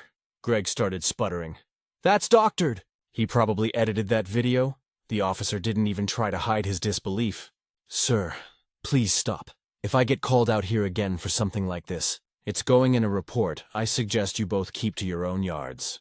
Greg looked like he was about to explode. He muttered something under his breath, stomped back to his house, and slammed his door. The officer turned to me and said quietly, "For what it's worth, that's one of the pettiest calls I've ever been on." After that, Greg didn't speak to me for months. He'd glare whenever we passed each other, but he never said a word. That spring, I noticed his once perfect lawn started going downhill. Patches of brown, untrimmed edges. Maybe he finally realized keeping up appearances wasn't worth it. But the real twist came a few months later, one Saturday morning. I was outside watering my plants when a moving truck pulled up next door. Greg came out barking orders at the movers. He caught my eye and, for the first time in a year, actually spoke. "Selling the house," he said flatly. I just nodded. Hope your new neighbors are as easygoing as me, he scowled. But then, unexpectedly, he sighed. You know what? You weren't the problem, I was. It caught me off guard. He shoved his hands in his pockets. I was going through a divorce when I moved here. Took it out on everybody. Shouldn't have done that. I didn't know what to say, so I just said, well, good luck. Man, he nodded, climbed into his truck, and drove away. A week later, the new neighbors, a young couple with 2 kids, moved in. They're kind, friendly, and bring cookies every Christmas. No leaf wars, no cops, no nonsense. Sometimes, when I'm out raking in the fall, I look at that fence and think about how something so stupid nearly ruined my peace for a whole year. And maybe it's weird, but every time I see a leaf blower in a store now, I just smile to myself and keep walking. I've had enough wind for a lifetime. A few months after Greg moved out, things in the neighborhood finally felt normal again, peaceful. You wouldn't think raking leaves and drinking coffee on your porch could feel like a luxury. But after that whole fiasco, I appreciated every quiet morning I got. The new neighbors, Sarah and Logan, were genuinely lovely people. They had 2 little girls who liked to draw chalk rainbows on the sidewalk, and they always waved when they saw me. We even swapped spare house keys once for emergencies. Everything was fine until late September of the next year, when something weird started happening again. I woke up one morning and noticed a massive pile of leaves sitting dead center in my front yard. Not scattered, piled, like someone had intentionally dumped them there. I hadn't even started raking yet because the trees hadn't finished shedding. I figured maybe the wind had done something freaky overnight, but when it happened again 3 days later, I knew it wasn't random. At first, I thought maybe the kids were playing around, but the pile was too neat, too deliberate. Then I noticed tire tracks, like a wheelbarrow or garden cart had been dragged across the lawn. I checked my Ring camera, half expecting to see Greg's smug face somehow back in the picture. But instead, I saw something stranger. It was 11:42 p.m., and a car had pulled up to the curb. The headlights stayed off, and someone, hooded, moving fast, dumped 2 big bags of yard debris right onto my lawn, then sped off. It was bizarre. I couldn't make out the face, but the car looked familiar. One of those silver SUVs that half the neighborhood seemed to own. I brought it up casually to Sarah the next day, while we were both grabbing mail. She frowned. That's so weird. Did you recognize the car? Not really, I said. Could have been anyone. Honestly? But she looked uneasy, like she did recognize it and didn't want to say. That night, around 9:30, I was sitting on my porch scrolling my phone when a black pickup truck rolled by slowly. My stomach dropped when I saw the license plate. It looked just like Greg's old one. I blinked, thinking maybe I was imagining things. But the next day, when I walked around to my backyard, I froze. There, in the corner near the fence line, were 2 trash bags, burst open, spilling Greg's signature maple leaves across my lawn. I actually laughed out loud. You've got to be kidding me. I called my friend Mike, the one who lent me the leaf vacuum before, and told him the whole thing. He said, dude, maybe he's back in town for something. You should call the cops again. I didn't want to. It felt ridiculous to report leaves, so I decided to play detective instead. That night, I kept my porch light off, sat in my living room with the blinds cracked, and waited. Around 11:15, I heard an engine idling softly outside. My pulse spiked. I peered out, and sure enough, a figure got out of a black truck, carrying bags of leaves. I stepped outside and flipped the porch light on. Greg, you've got to be kidding me. He froze like a deer in headlights, then groaned. Oh, come on, man. What the hell are you doing? He ran a hand through his hair, looking caught but defiant. They're not mine. I'm just getting rid of them for a friend, I laughed. You're dumping yard waste in my lawn at midnight. You realize how insane that sounds? He sighed, setting the bag down. Look, I didn't think you'd notice. I'm staying a few blocks over with my sister for a bit.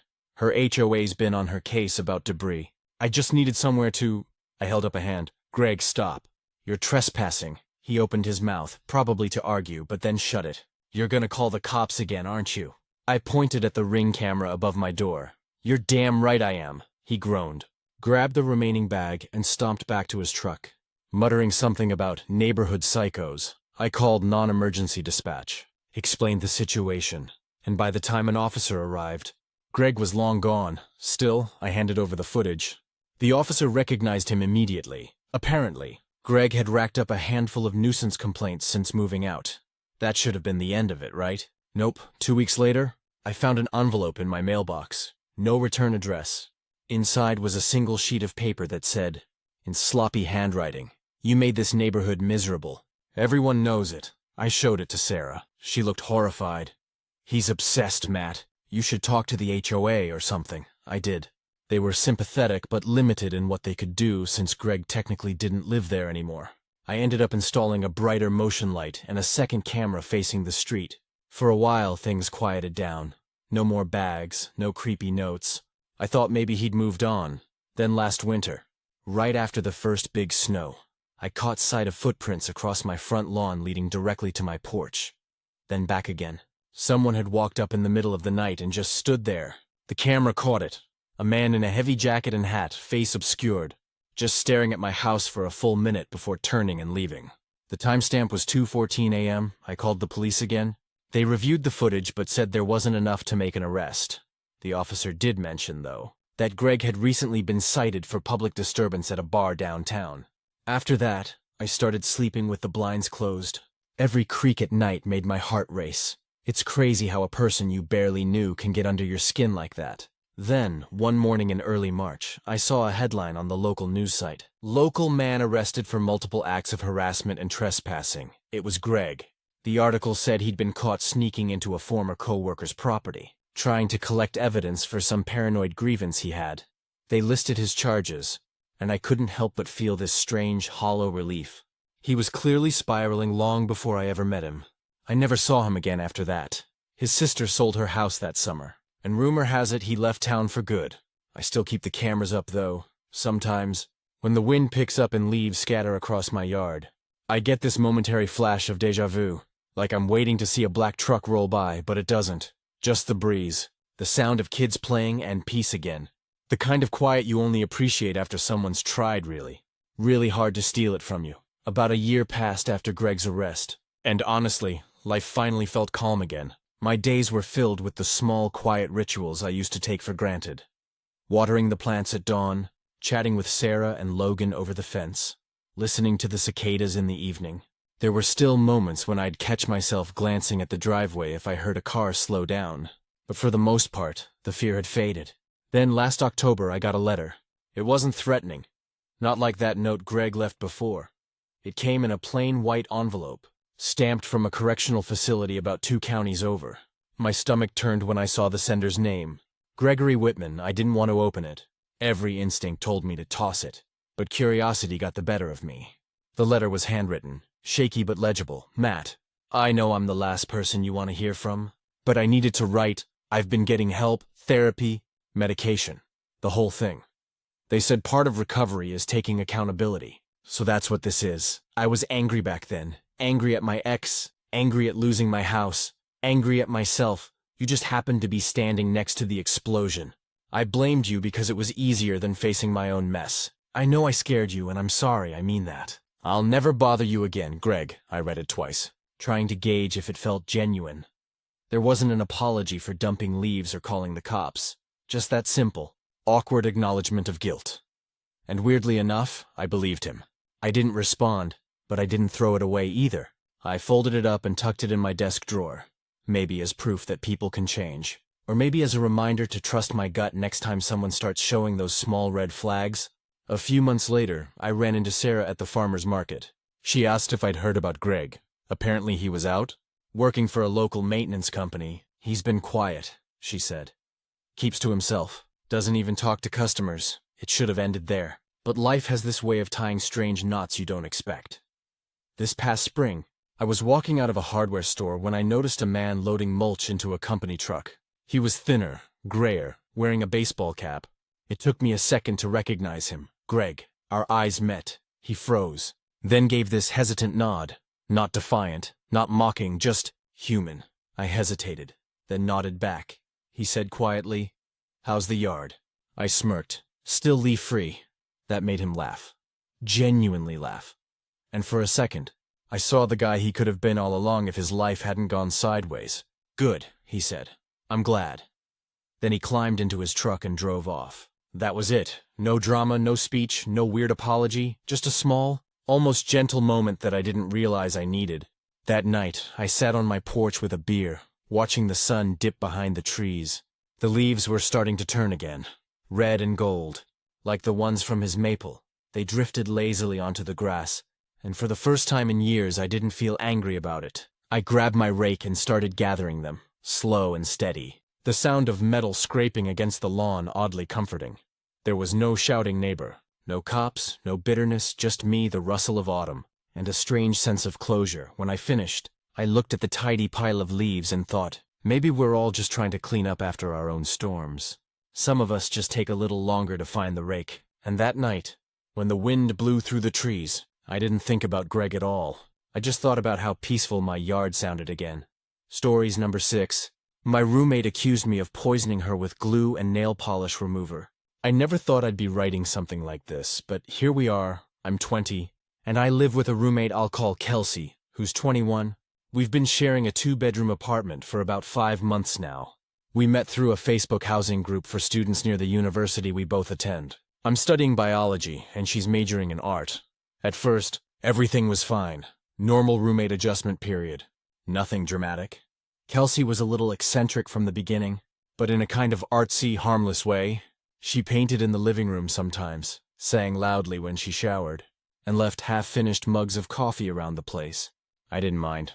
We split rent, chores, and groceries pretty evenly. Things were manageable, until about a month ago, when everything took a weird turn. It started one night when Kelsey came into my room around midnight. Knocking frantically, I was half asleep and confused. When I opened the door, she looked pale and shaky. She held up a bowl of pasta she'd made earlier and said, "Did you put something in my food?" I blinked, totally thrown off. "What?" "No, what are you talking about?" She said, "It tastes weird, like chemicals, like glue or nail polish remover or something." I was stunned. "Why would I put that in your food?" She looked at me suspiciously and said, "I don't know. Maybe you're mad at me." I told her that was ridiculous, but she just kept staring. I tried to calm her down, suggested maybe the sauce went bad, or maybe the pan was dirty. But she wouldn't have it. She dumped the rest of the pasta into the sink and said she'd figure it out. Then she left. The next day she wouldn't talk to me. She kept her door closed and gave me these side glances whenever she passed through the apartment. When I asked what was wrong, she said, "Nothing. I just don't like being lied to." That was the beginning of what I now call the paranoia era. She started labeling her food in the fridge with her initials, then added sticky notes saying things like "Do not touch" or "I know what's mine." I didn't care. She could write a novel on her milk if she wanted. But it got worse. She started inspecting her meals before eating, sniffing them, stirring them suspiciously, and sometimes even dumping them out entirely if she thought they smelled off. I tried talking to her again. I told her I'd never tamper with her food, and that I thought something else might be going on. Maybe she was just anxious or stressed from classes. That made her angry. She said, "Don't gaslight me. I know what I tasted." At that point, I started keeping to myself. I cooked when she wasn't home and ate in my room. I thought if I gave her space, she'd chill out, but last week things really blew up. I came home from my late lab session to find Kelsey standing in the kitchen with her phone out, recording. On the counter were 2 bowls, hers and mine. She said, "I'm filming this because I need proof. You've been putting stuff in my food." I froze. "Kelsey, what are you doing?" She said, "Don't play dumb. You think I wouldn't notice that the rice smelled like acetone? I tasted it. It burned." I told her that was insane, that I hadn't even been home when she cooked. She pointed at the bowl and said, "Then explain why it tastes like chemicals." I refused to argue and just left the kitchen, went to my room and locked the door. I could hear her muttering outside, pacing. I texted my mom that night, and she told me to document everything just in case it got worse. The next morning, I woke up to an email from our landlord saying Kelsey had complained about me endangering her health and requested that I be evicted. Thankfully, our landlord asked for evidence before taking action. I sent my own email explaining the situation, attaching screenshots of our messages, including one where she accused me out of nowhere. The landlord basically said he couldn't evict either of us without cause, and suggested we work it out like adults. Yeah, not happening. Since then, she's doubled down on the paranoia. She now locks her bedroom door and keeps a small mini-fridge in there. She doesn't use the shared fridge at all. She wipes down counters obsessively and glares at me if I so much as boil water. 2 nights ago, I caught her rummaging through the cleaning cabinet under the sink. When I asked what she was doing, she said, "Just checking if any glue or acetone is missing." That was my breaking point. I told her I can't live like this. I've never so much as touched her food. I even offered to buy separate cookware so she'd feel comfortable, but she told me, that's exactly what someone guilty would say. Now I'm actively looking for a new place. I don't even feel safe being here anymore. Not because I think she'll hurt me physically, but because I'm scared she'll try to frame me. She's convinced herself that I'm some sort of villain out to poison her. And no amount of logic changes her mind. It's honestly sad. I've wondered if she's dealing with something deeper. Maybe mental health issues, paranoia, stress, whatever. But I'm not her therapist and I can't fix this. Every time I try to have a calm conversation, she twists it into something sinister. The last straw came yesterday. I got home from work to find that she'd taped a piece of paper to the fridge that said, I'm monitoring everything that happens in this kitchen. Don't test me. That was it for me. I emailed the landlord again to let him know I'll be moving out by the end of the month. He didn't even seem surprised. He said, you're the third roommate she's had issues with. That hit me hard. So it wasn't me. This was a pattern. I'm mostly keeping my head down until my move-out date. I don't cook anymore, I don't eat at home, and I've started locking my bedroom door whenever I leave. My friends think it's hilarious that I'm living in a true crime prequel, but I'm honestly just exhausted. I'll admit, there's a tiny part of me that feels bad for her. She must be genuinely terrified to think her food is poisoned. But I can't live like a suspect in my own home. I'm counting the days until I can pack up and go. It's been about 3 weeks since I first wrote everything down, and honestly, things have gone from weird to worse. I'm still here, barely, but only because the sublease for my new place doesn't start until next week. Every day feels like I'm walking on eggshells around someone who's living in her own alternate reality. After that whole fridge note situation, I decided to do what my mom and my best friend, Zoe, told me to do: document everything. I started a little folder on my phone. Videos, photos, timestamps, just in case this spirals into something legal. It felt paranoid at first, but now I'm glad I did. Because the stuff that's happened since then honestly sounds made up. About a week ago, I came home from class and immediately noticed this horrible chemical smell. Like nail polish remover and burnt plastic mixed together. I followed it to the kitchen and found Kelsey standing by the stove, fanning the air with a dish towel. The entire place reeked. I asked what happened, and she said, completely straight-faced, I'm recreating the smell to prove what you've been doing. I just stared at her. She was literally boiling a pot of water with glue and acetone in it. The fumes were so strong that my eyes started to sting. I told her she needed to stop, that it was dangerous, and she snapped at me. Don't act like you care now. Then she stormed off into her room and slammed the door. I opened all the windows and called my landlord immediately. He said he'd swing by tomorrow, which of course didn't happen. The man's about as useful as a screen door on a submarine. Later that night, Kelsey came knocking again, holding her phone like she was recording. She said she'd caught me trying to destroy evidence by cleaning the stove. I told her I was trying to get the literal poison smell out of the apartment. She just kept filming, muttering things like, you're not getting away with this. That night, I slept with a chair against my door. Since then, she's been on a full-blown crusade. She's convinced herself I'm out to contaminate everything. She even told a few people in our building that I'm experimenting on her. A neighbor, an older guy from down the hall, pulled me aside the other day and said, hey, are you okay? Your roommate's been saying some strange stuff. I almost cried from relief that someone else saw it too. I've also started hearing her talking to herself.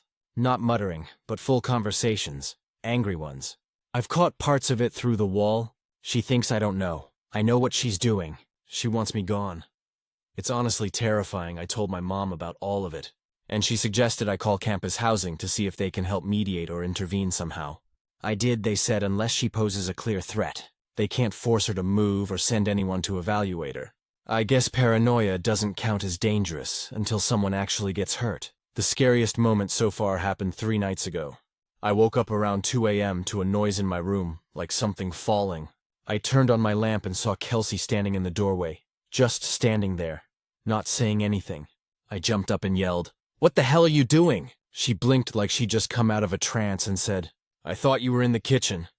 Then she backed out and shut the door. I didn't sleep after that. I called my mom again and told her I'd be crashing at Zoe's for the next few nights. So I packed a bag and left the next morning. I only came back during the day to grab essentials. When I returned yesterday afternoon, there was a note taped to my door that said, "I recorded everything. You'll regret this." At that point, I sent copies of everything, photos, videos, her messages, to my landlord again, and told him if he didn't take action, I'd be calling the police next. That finally got his attention. He called me and said he'd talk to her, though I doubt it helped, because when I got home, she'd taken the batteries out of the smoke detector to keep the government from listening. I'm not kidding. It's honestly heartbreaking. I think she needs serious help, but she's too far gone to trust anyone long enough to get it. I've started avoiding her completely. I only come home when I know she's at work, and I've started eating out just to stay out of the kitchen. I don't even care about the money anymore. I just want out safely. Zoe's boyfriend Ryan offered to help me move next weekend. I told him we're doing it fast and early, before she even wakes up. My mom wants me to file a police report just to have a record of her behavior, in case she tries to accuse me of something once I'm gone. It sounds extreme, but honestly, after being accused of poisoning someone with nail polish remover, nothing feels too extreme anymore. I've replayed everything in my head, wondering if I missed any red flags early on. Maybe I did. I remember her mentioning her last roommate tried to control her food, and how she'd never trust anyone in a kitchen again. At the time, I thought it was just a weird exaggeration. Now it feels like foreshadowing in a horror movie. Right now, my focus is just getting out. I've boxed up most of my stuff already and stored it in my car trunk. My new roommate, someone I actually know through Zoe, is aware of the whole situation and said she'll be there when I move in, which helps me feel a little safer. It's crazy how quickly things can unravel. 5 months ago, I thought I'd found a decent roommate. Now I feel like I've been living in a psychological thriller. I'll post again once I'm fully moved out. But for now, I'm counting down the days. 7 more nights. I can handle 7 more nights. I moved out last weekend, and I don't think I've ever felt such a mix of relief, anger, and sadness in my life.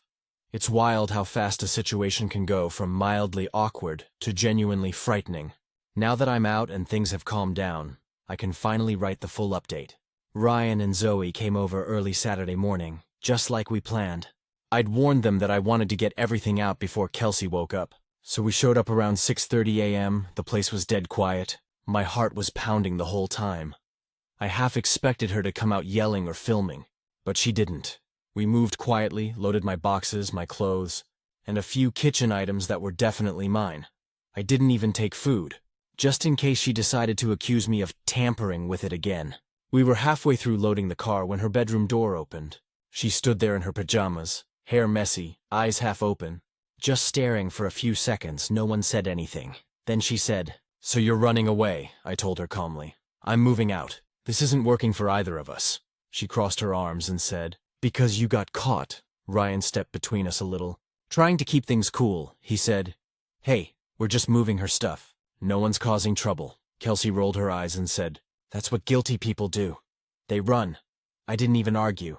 I just said, "Goodbye, Kelsey," and carried the last box to the car. She watched from the doorway the entire time.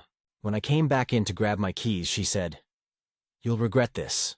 "You'll see," I didn't respond. I just walked out. When we drove away, I finally exhaled. I hadn't realized how tense my body had been for weeks. Like I'd been holding my breath the entire time I lived there. We stopped for breakfast afterward, and I just sat there in the booth, feeling like I'd escaped something worse than a bad roommate. That afternoon, I emailed the landlord to confirm I was officially moved out and left my keys in the drop box. He replied a few hours later, thanking me for handling things maturely, and saying he'd already started looking for a replacement tenant. He also mentioned he was considering not renewing Kelsey's lease when it expired in May. That told me he probably got more complaints than just mine. I thought that would be the end of it. But of course, it wasn't. 2 days after I left, I started getting messages from an unknown number. They weren't directly threatening, just unsettling. Things like, "You didn't have to ruin everything," and "You'll wish you told the truth." I blocked the number, but part of me already knew who it was. A friend who still lives in the same building later texted me saying that Kelsey told everyone I fled after trying to poison her and got caught. Apparently, she's been telling people she has video proof. The thing is, she never had any proof because there was nothing to prove. I'm guessing she's just spiraling deeper into her own story. I decided to file a police report, not because I wanted to press charges, but just to have something on record in case she tries to take it further. The officer who took my statement was polite but clearly skeptical. He said they couldn't do much unless there were explicit threats. But he documented it. That was enough for me. Now that I'm in my new apartment, I can finally breathe again. My new roommate, Lauren, is the polar opposite of Kelsey. Organized, chill, and very normal. The first night I moved in, she made us spaghetti and said, "You can taste it if you want to make sure I didn't poison it." We both laughed way too hard at that. It's been a week, and I'm still adjusting to how quiet and peaceful everything feels. No notes on the fridge, no weird smells, no accusations, just two people coexisting like adults. It's amazing how something that simple feels like a luxury after what I went through.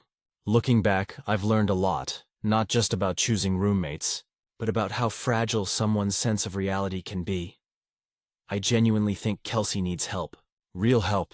I don't hate her. I just feel sorry for her. But I also know that staying there would have destroyed my mental health. You can't reason with paranoia. You can't fix someone who's determined to see you as the villain in their story. Zoe joked that one day she'll tell people I survived the glue and acetone saga, and we'll laugh about it. Maybe we will. But I still have moments where I check my locks twice, or flinch when my phone buzzes, half expecting another message from her. I guess that's what happens when you live in fight-or-flight mode for months. I'm in therapy now. Mostly just to unpack everything, and stop waiting for the next shoe to drop. My therapist said something that stuck with me. You did the right thing by leaving instead of trying to prove your innocence. That hit hard, because for so long, I kept trying to convince Kelsey that I wasn't doing anything wrong. But you can't logic someone out of a delusion. A couple of days ago, my old landlord called again to say Kelsey moved out too. Apparently, her parents came to get her after she had a breakdown in the building. I don't know the details, but part of me hopes she finally gets the help she needs. So that's the end of it. No dramatic confrontation, no final showdown, just quiet closure. My stuff is unpacked. My new place actually feels like home. And for the first time in months, I can make dinner without someone accusing me of poisoning it. If there's one thing I've learned, it's that peace isn't overrated. It's everything. Stories number 7. Can I really retire at 35 with $195 million?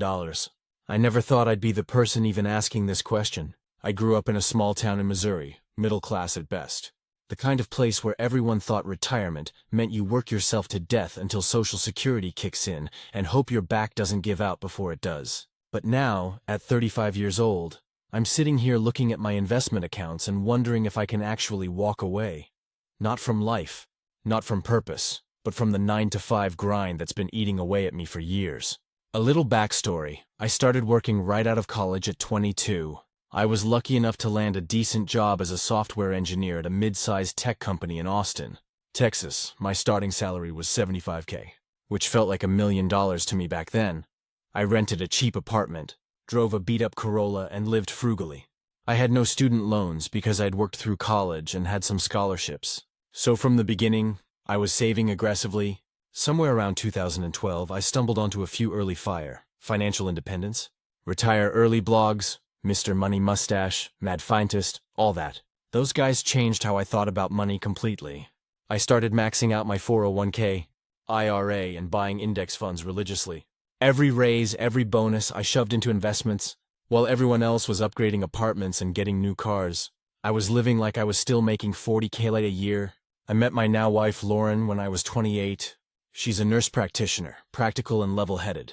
When I told her I wanted to retire before 40, she didn't laugh. She said, "Show me the spreadsheet." That's when I knew she was the one. We got married 2 years later. She's 32 now. And we've been together for 7 years. We don't have kids yet, but that's something we've been talking about a lot lately. And it's actually a big part of why I'm even thinking about retiring now. I don't want to be one of those dads who's too tired or too busy to play with his kids because he's buried in work. So here's where we stand financially. $1,095 million in total investments. About $1.2 million in index funds. $450K in Roth 401k, $200K in cash and short-term bonds, $100K in a rental property. No debt. Our house is paid off. Monthly expenses hover around $4,500, $5,000. Though that's without kids. My salary right now is around $165K. And Lauren makes about $120K. We save about 65% of our combined income, which feels surreal considering how modestly we live. The thing is, I'm burnt out, like completely and utterly drained. I've been running on ambition fumes for years, convincing myself that the next milestone, the next promotion, the next portfolio goal will finally make me feel content. But it hasn't. Every time I hit a goal, I move the goalposts. 2 months ago, I had what I guess you could call a mild breakdown. I woke up one morning, stared at my laptop, and realized I didn't care anymore. I wasn't proud of the code I wrote. I wasn't excited by projects. I just wanted to log off and breathe for once. I told Lauren I wanted to quit. Just stop working. She was quiet for a long time before she said, "You've earned that right. But are you ready for what comes after?" That question has been stuck in my head ever since, because that's the thing no one really talks about in the FIRE movement. What happens after you reach it? Sure, you can live off a 3–4% withdrawal rate, travel, pursue hobbies, volunteer, whatever. But what if you lose your sense of purpose? What if the structure you've lived by for 13 years suddenly disappears? I ran the numbers. At a 3.5% withdrawal rate, we could comfortably live off $68,000 a year, which more than covers our current lifestyle. We could even splurge on travel or save a bit extra. Financially, we're fine. But emotionally, I don't know if I'm fine. My dad worked at a manufacturing plant for 35 years and retired at 62. When I told him I might retire at 35, he laughed so hard he nearly spit out his coffee. Retire from what, son? Sitting in front of a computer? He didn't mean it cruelly. He just doesn't get it. In his world, working was survival, not choice. I've been thinking about what retirement would even mean for me. I don't want to just sit around watching Netflix or playing video games all day. I'd probably keep doing small freelance projects, or maybe start a blog or YouTube channel about financial independence. I love hiking, photography, and traveling. Maybe I'd finally have time for all of it. Still, there's that nagging voice that says I'm too young, that I'll regret stepping away from a career I worked so hard to build. Lauren isn't planning to quit yet. She actually loves her job. But she supports me taking a break. Part of me wonders if I'm just scared. Scared of stopping, scared that if I walk away, I'll lose my identity. So much of who I am is wrapped up in being the guy who figured it out early, the one who hustled, saved, and beat the system. What happens when I'm no longer chasing the next milestone? The crazy part is, we could move somewhere cheaper tomorrow, like the Carolinas or even abroad, and we'd be set for life. We'd be the early retirement success story people write about. But I keep hesitating. I tell myself I'll quit once we hit 2.5 million, then maybe 3 million. It's the same pattern all over again. Last week, Lauren sat me down and said, "You keep saying you're waiting for freedom. Maybe it's already here, and you're just afraid to take it." That hit me harder than I expected, because she's right. I'm not waiting for more money. I'm waiting for permission, from myself. So here I am, staring at spreadsheets and market graphs, wondering if I can actually let go. The math says yes, my gut says maybe, my fear says not yet. Maybe I'll take a sabbatical first. 6 months off, no code, no Slack messages, no meetings, just life. Maybe that's how I'll know. But one thing's for sure.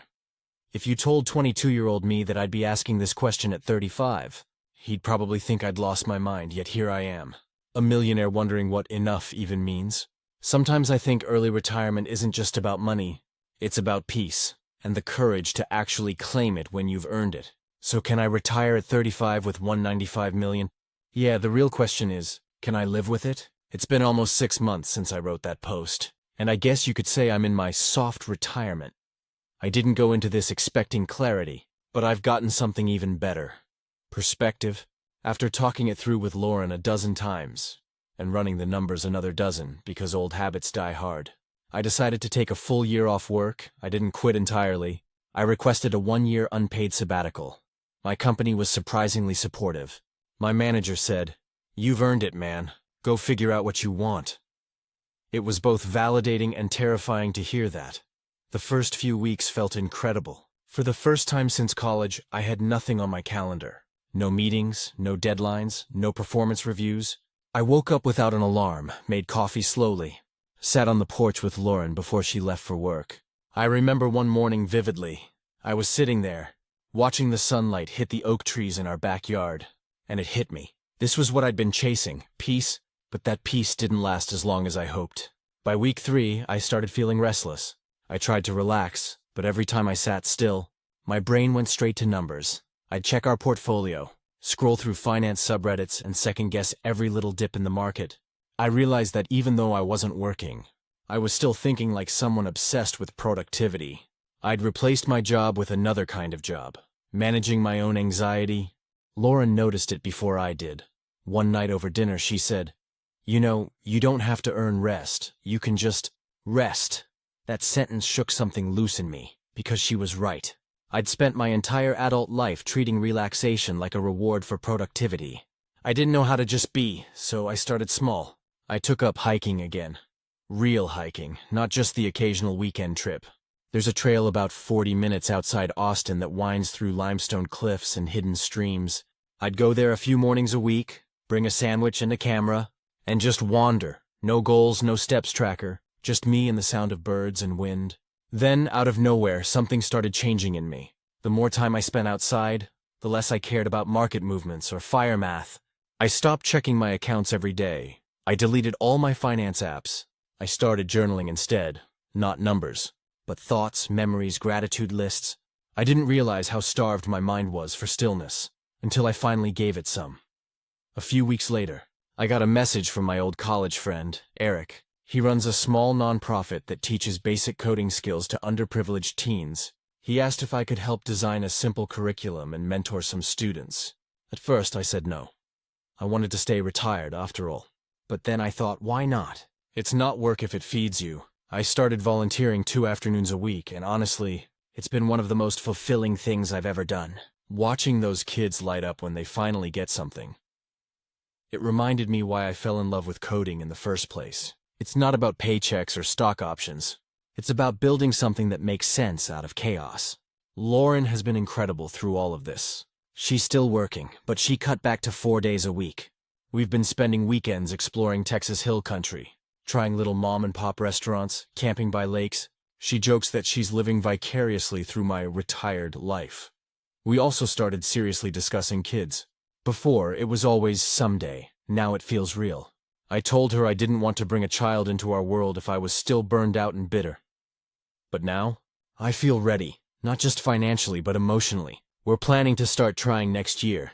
Another unexpected twist. I started a blog, nothing fancy, just a simple personal finance and lifestyle site called Still Enough. I write about what it's really like to step away early, the freedom, the fear, the identity crisis that comes with it. To my surprise, people actually read it. A few of my posts even got shared around Reddit and Fire communities. The comments reminded me of where I started. All those people grinding, chasing their numbers, thinking that once they hit X amount, they'll finally be happy. I realized I was one of them not long ago these days. I wake up at 6:30 because I want to. I make breakfast for Lauren, go for a walk, maybe write a blog post or work with my students. My phone barely leaves my desk. I don't feel that tightness in my chest anymore. The one that used to come every Sunday night before work. Financially, we're fine. Our portfolio's gone up slightly. We crossed $2 million thanks to the recent market recovery. But here's the irony. It doesn't mean as much as I thought it would. The number doesn't excite me anymore. The peace does. The biggest thing I've learned is that financial independence isn't really about retiring early. It's about freedom from fear. Fear of losing your job. Fear of not having enough. Fear of wasting your life. For the first time, I feel like I'm actually living, not just preparing to live. I'm still technically on sabbatical, but between you and me, I don't think I'll ever go back to a traditional job. Not because I'm lazy, but because I've realized that the version of success I was chasing wasn't mine. It was society's. The plan now. We're going to take 3 months next spring to travel the Pacific Northwest in an old camper van we bought off Facebook Marketplace. It's beat up, smells faintly of pine and gasoline, and I love it. After that, who knows? Maybe we'll settle somewhere quieter, closer to nature. Maybe I'll keep writing. Maybe I'll teach full-time. I don't have a spreadsheet for this part of life. And that's okay. If there's one thing I've learned, it's this. Life doesn't begin after you retire. It begins when you stop living in fear of what's next and start being present in what's now. And for the first time in my adult life, I think I'm finally there. It's been a little over a year since that last update, and I can honestly say my life looks almost unrecognizable now. Not because I've become some beach-sipping, hammock-swinging, early retirement influencer, but because I've finally started understanding what a balanced life feels like. It's quieter, calmer, and infinitely more real than I expected. Lauren and I did end up taking that camper van trip through the Pacific Northwest, and it was everything we hoped for and more. We started in Oregon, winding through the mossy forests, and eventually made it up to Washington. I can't count how many times we parked by some fog-covered lake, made coffee on our tiny stove, and just sat there in silence, watching the morning light shift across the water. We talked about everything, our childhoods, our future, whether or not we wanted to move somewhere entirely new. That trip became less about travel and more about rediscovery. The van broke down twice, once outside of Eugene and once near the Cascades. But those mishaps turned out to be highlights. We met locals who invited us to backyard barbecues, helped us fix things, and told us stories that made us laugh until we cried. It reminded me that people are still good, generous, and kind when you slow down long enough to see them. When we got back home, we decided not to jump right into normal life. Lauren had been talking about maybe leaving her clinic job and doing part-time telehealth, so she did it. She now works 3 days a week from home and is the happiest I've ever seen her. It gave her space to breathe, to bake, to garden, to just be, she told me one day. It's funny, you quitting gave me permission to slow down. Too, that hit me deep. Financially, things are stable. The market dipped again earlier this year, and for a few weeks, I caught myself falling into old patterns, refreshing portfolio trackers, calculating how many years our cash would last, stressing over things I couldn't control. But this time I caught myself early. I closed my laptop, went outside, and started planting herbs in our small backyard garden. It sounds small, but it was symbolic. I wasn't going to let numbers dictate my peace anymore. That garden has become my favorite project. What started as a few herbs turned into tomatoes, lettuce, strawberries, and eventually a small greenhouse setup. There's something almost meditative about watching things grow at their own pace. Without optimization or spreadsheets, some plants die, some thrive, and you just keep going. Around late spring, something unexpected happened. Lauren got pregnant. We'd been talking about starting a family, but neither of us thought it would happen so soon after the trip. When we saw the positive test, we just stood there, holding each other. Half laughing, half crying, it felt surreal. I thought I'd be overwhelmed, scared even, but instead I felt grounded. Like the timing was exactly right. Now, Lauren's 6 months along, and we're expecting a baby girl in early winter. We've been turning the guest room into a nursery. Every time I paint a wall or assemble a crib piece, I keep thinking how grateful I am that I don't have to worry about asking for time off, about missing her milestones because of some meeting or deadline. I'll be there for all of it. I've also continued volunteering with the coding nonprofit. What started as 2 days a week turned into something bigger. I now help manage the program part-time. We expanded from 1 high school to 4, and I started teaching a summer boot camp for girls interested in STEM. Watching those students grow and gain confidence has given me a sense of purpose that my old job never could. One of them told me, "You make it fun. You make it feel like it's actually for people like us." That meant more than any performance bonus I ever got. The blog, still enough, has grown too. It's not viral or anything, but I've built a loyal following of people in the same boat. Folks chasing early retirement, or struggling to find purpose after reaching it. The emails I get are wild. Some people tell me I inspired them to take a break or to stop obsessing over the number. Others ask me for advice on dealing with burnout. I never expected to become some kind of reluctant voice in that space, but I'm grateful for it. Writing keeps me honest. It forces me to reflect. Funny thing, a few months ago, my old company reached out. They offered me a fully remote, consulting-based role. Flexible hours, high pay, no meetings. Old me would have jumped at it, but I said no. Not because it was a bad offer, but because I didn't want to go back to that world, not even halfway. I realized the best thing I ever did wasn't saving money. It was reclaiming my time. Sometimes, though, I still struggle with identity. When people ask, "So what do you do?" I hesitate. Saying "I'm retired" always leads to awkward questions or assumptions. Saying "I volunteer" feels incomplete. But I'm learning that I don't need a title anymore. I'm just living, and that's enough. As for the emotional side, I've found peace, but not perfection. There are days I miss the rush of problem solving, the camaraderie of coworkers, the validation of professional success. But then I remember why I left, because that constant climb never ended. Now I climb different kinds of mountains, ones that don't drain me every night before bed. Lauren rests her head on my chest and says, "Can you believe this is our life now?" And every night I smile and say, "Not really, but I'm glad it is." If you'd told me 3 years ago that I'd be a stay-at-home soon-to-be dad, part-time teacher and full-time wanderer of slow mornings and quiet evenings, I'd have laughed, but here I am. Our daughter's name will be Ella. We chose it because it means light. And that's what this season feels like. Light after years of chasing shadows. So can you retire at 35 with $195 million? Yeah, absolutely. But the better question is, can you create a life worth waking up to every morning after you do? I think I finally can. It's been just over 2.5 years since my last update. And sitting here now, coffee in one hand, my daughter Ella asleep on my chest, I realize how much has shifted, not just around me, but in me. What started as a question about money, can I retire at 35 with $195 million, has slowly turned into a lifelong experiment in meaning. Ella just turned 18 months last week. She's this tiny, fiercely curious little soul who laughs at everything, even the sound of our old dog snoring. She's walking now, babbling, tugging at books and pointing at birds like they're the most magical thing in the world.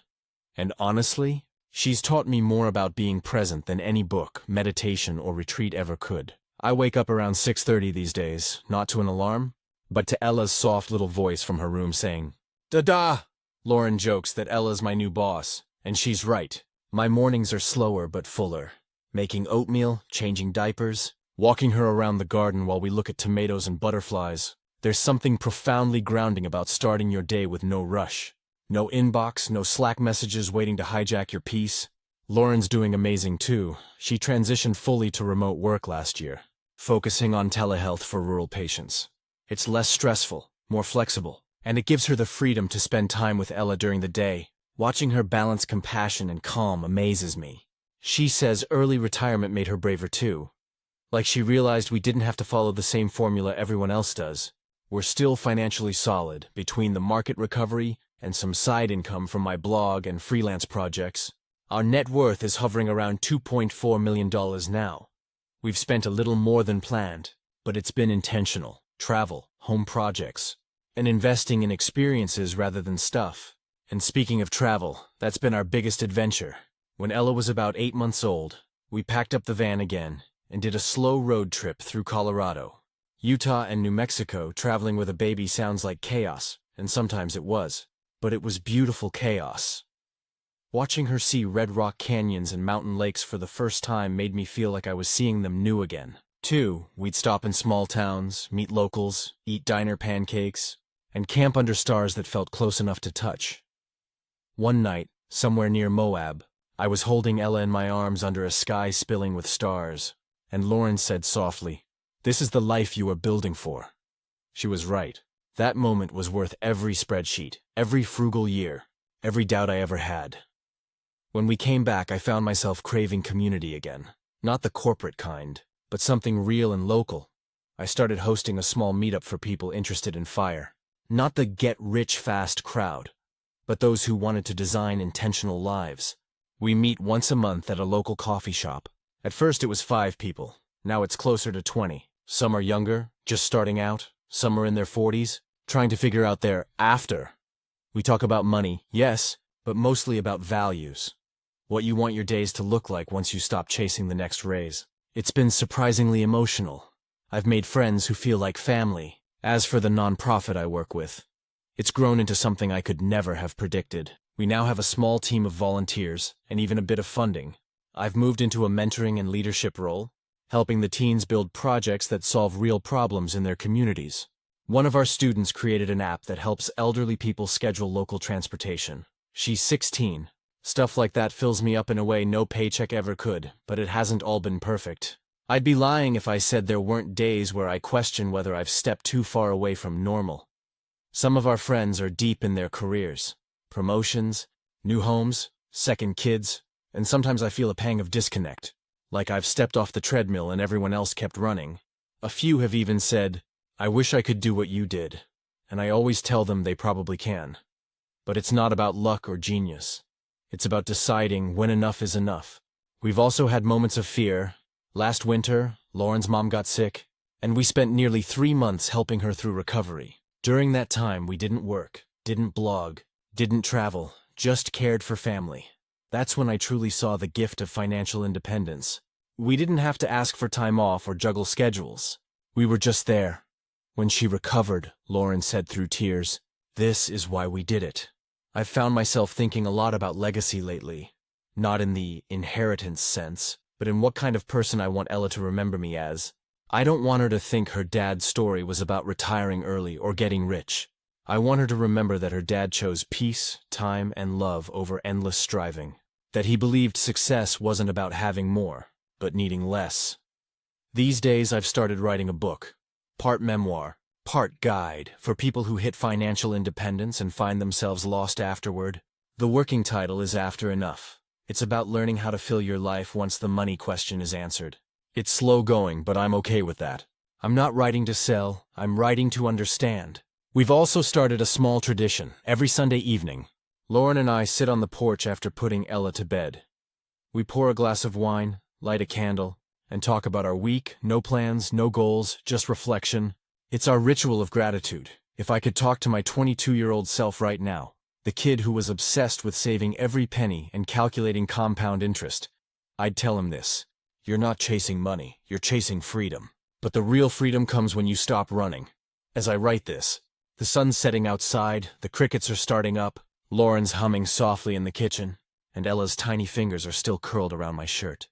The world feels still, full, and incredibly fragile in the best way, so yeah, I could give you the financial update, the spreadsheets, the withdrawal rates, but none of that feels as important anymore. The truest wealth I've ever known is right here in this quiet evening, in the home we built, in the love that fills it, and for the first time in my life, I don't feel like I'm chasing anything. I'm exactly where I'm supposed to be. It's been nearly 5 years since I first asked, can I retire at 35 with $195 million? And I can honestly say that the answer has evolved in ways I never expected. Sitting here now, Ella toddling around the living room, Lauren fixing a snack, and the late afternoon sun filtering through our windows. I realized that early retirement wasn't an endpoint. It was a doorway into a life I'm still learning to live. Ella is now almost 5, full of energy, endless questions, and this wild, contagious laugh that fills the house. She's in preschool and already showing a curiosity for reading and science that reminds me of myself at that age. Only with more confidence, being present for her. Seeing her learn, fall, and get back up has been the most grounding experience of my life. I can't overstate what that presence has done for me. It's like every spreadsheet, every frugal year, every sacrifice I made for early retirement suddenly makes sense. Not because of the money, but because of this. Watching a life unfold in front of me without the constant stress of work hanging over my shoulders. Lauren is thriving as well. Her telehealth work expanded into a small private practice, which allows her to set her schedule entirely. She often says she never imagined she could have this much flexibility and still make a meaningful impact on patients' lives. She laughs now about the old days when she thought career sacrifices meant being trapped in an exhausting schedule. We still keep weekends for adventures, trips, and family time. Financially, we're solid beyond anything we could have dreamed. Our investments have grown past $208 million, partly thanks to consistent contributions early on, and partly to the market over the last few years. We spend intentionally, travel intentionally, and save without obsessing. I still manage the portfolio, but now it feels like a tool rather than a master. That shift in mindset has made all the difference. I've continued with my nonprofit work, which has grown into a formal organization helping underprivileged teens learn coding and problem-solving skills. Some of our students have launched their own apps and even small businesses. I mentor and teach, yes, but now I also help manage other volunteers, coordinate workshops, and organize community events. I've realized my sense of purpose doesn't come from titles or paychecks. It comes from seeing others grow and knowing I helped create space for that growth. The blog, Still Enough, turned into a small community. I've met people from all over who are navigating financial independence and early retirement, struggling with the same fears, doubts, and identity crises I faced. We host small virtual meetups and share stories about what life looks like after hitting FI. Writing continues to help me process my own journey while helping others. On the personal side, we've faced challenges too 5 years ago. I couldn't have predicted the curveballs life would throw. Health scares with relatives, moments of self-doubt, the occasional pang of wondering whether I'd made the right choice in walking away from my career. But every time something like that arises, I've realized that our preparedness isn't just financial, it's emotional. Early retirement forced me to confront myself, my fears, my motivations, and ultimately, It allowed me to grow into a version of myself that can handle life's unpredictability with calm and clarity. Ella has taught me patience and wonder. Lauren has shown me that a life of freedom doesn't mean a life of chaos. It can be structured, loving, and meaningful. And I've learned that money isn't a shield against fear. It's a vehicle for choice, for time, for agency. We've traveled, explored, laughed, struggled, and grown together. We've learned that the truest measure of wealth isn't the number in your account.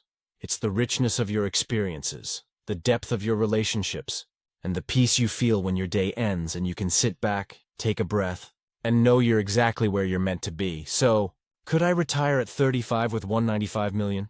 Absolutely. But the bigger lesson I've learned is that retirement isn't about stopping work. It's about starting life in a way that aligns with your values, passions, and what truly matters. And in that regard, I'm living more fully now than I ever did when I was grinding away at my career. Some nights I still look at Ella sleeping, Lauren beside me, and I think about the journey that got us here. The sacrifices, the spreadsheets, the endless frugality, they all mattered. But not for the reasons I thought. They mattered because they gave me freedom. Freedom to be a present father, a supportive husband, a mentor, a friend, and most importantly, a human being fully alive in my own life. And that, more than any dollar figure, is the true reward of early retirement. Stories number 8. My life was falling apart, and I started seriously thinking about joining the military. I never thought I'd reach a point where I'd sit in my beat-up Honda Civic in the parking lot of a gas station at 2 a.m., scrolling through military recruitment websites like it was some kind of lifeline. I was 26, broke, and one bad week away from sleeping in my car full-time. 6 months earlier, everything had looked fine on paper. I had a small apartment in Dayton, Ohio, a job as an assistant manager at a hardware store, and a girlfriend named Rachel, who I thought was in it for the long haul. Then the chain announced mass layoffs. Corporate restructuring, they called it. I was one of the unlucky ones. At first I tried to stay calm. I had a little savings, about 3 months' worth of rent, and I told myself I'd find something new fast. But weeks turned into months, and rejection emails started feeling like background noise. It's insane how quickly I'm between jobs becomes, I'm falling apart. Rachel hung in for a while. She tried to be supportive, but I could see the tension building. She'd come home from her nursing shifts, and I'd still be on the couch sending out resumes that no one wanted. The night she left, she didn't even yell. She just said, "I can't keep watching you drown," and walked out with a duffel bag. After that, it was like the floor gave way. My landlord raised rent by $150 because the market's hot. I picked up odd jobs, moving furniture, Uber Eats, some temp warehouse gigs, but it was never enough. My checking account was constantly teetering around zero. By August, I was 2 weeks late on rent and already getting those red letters taped to my door.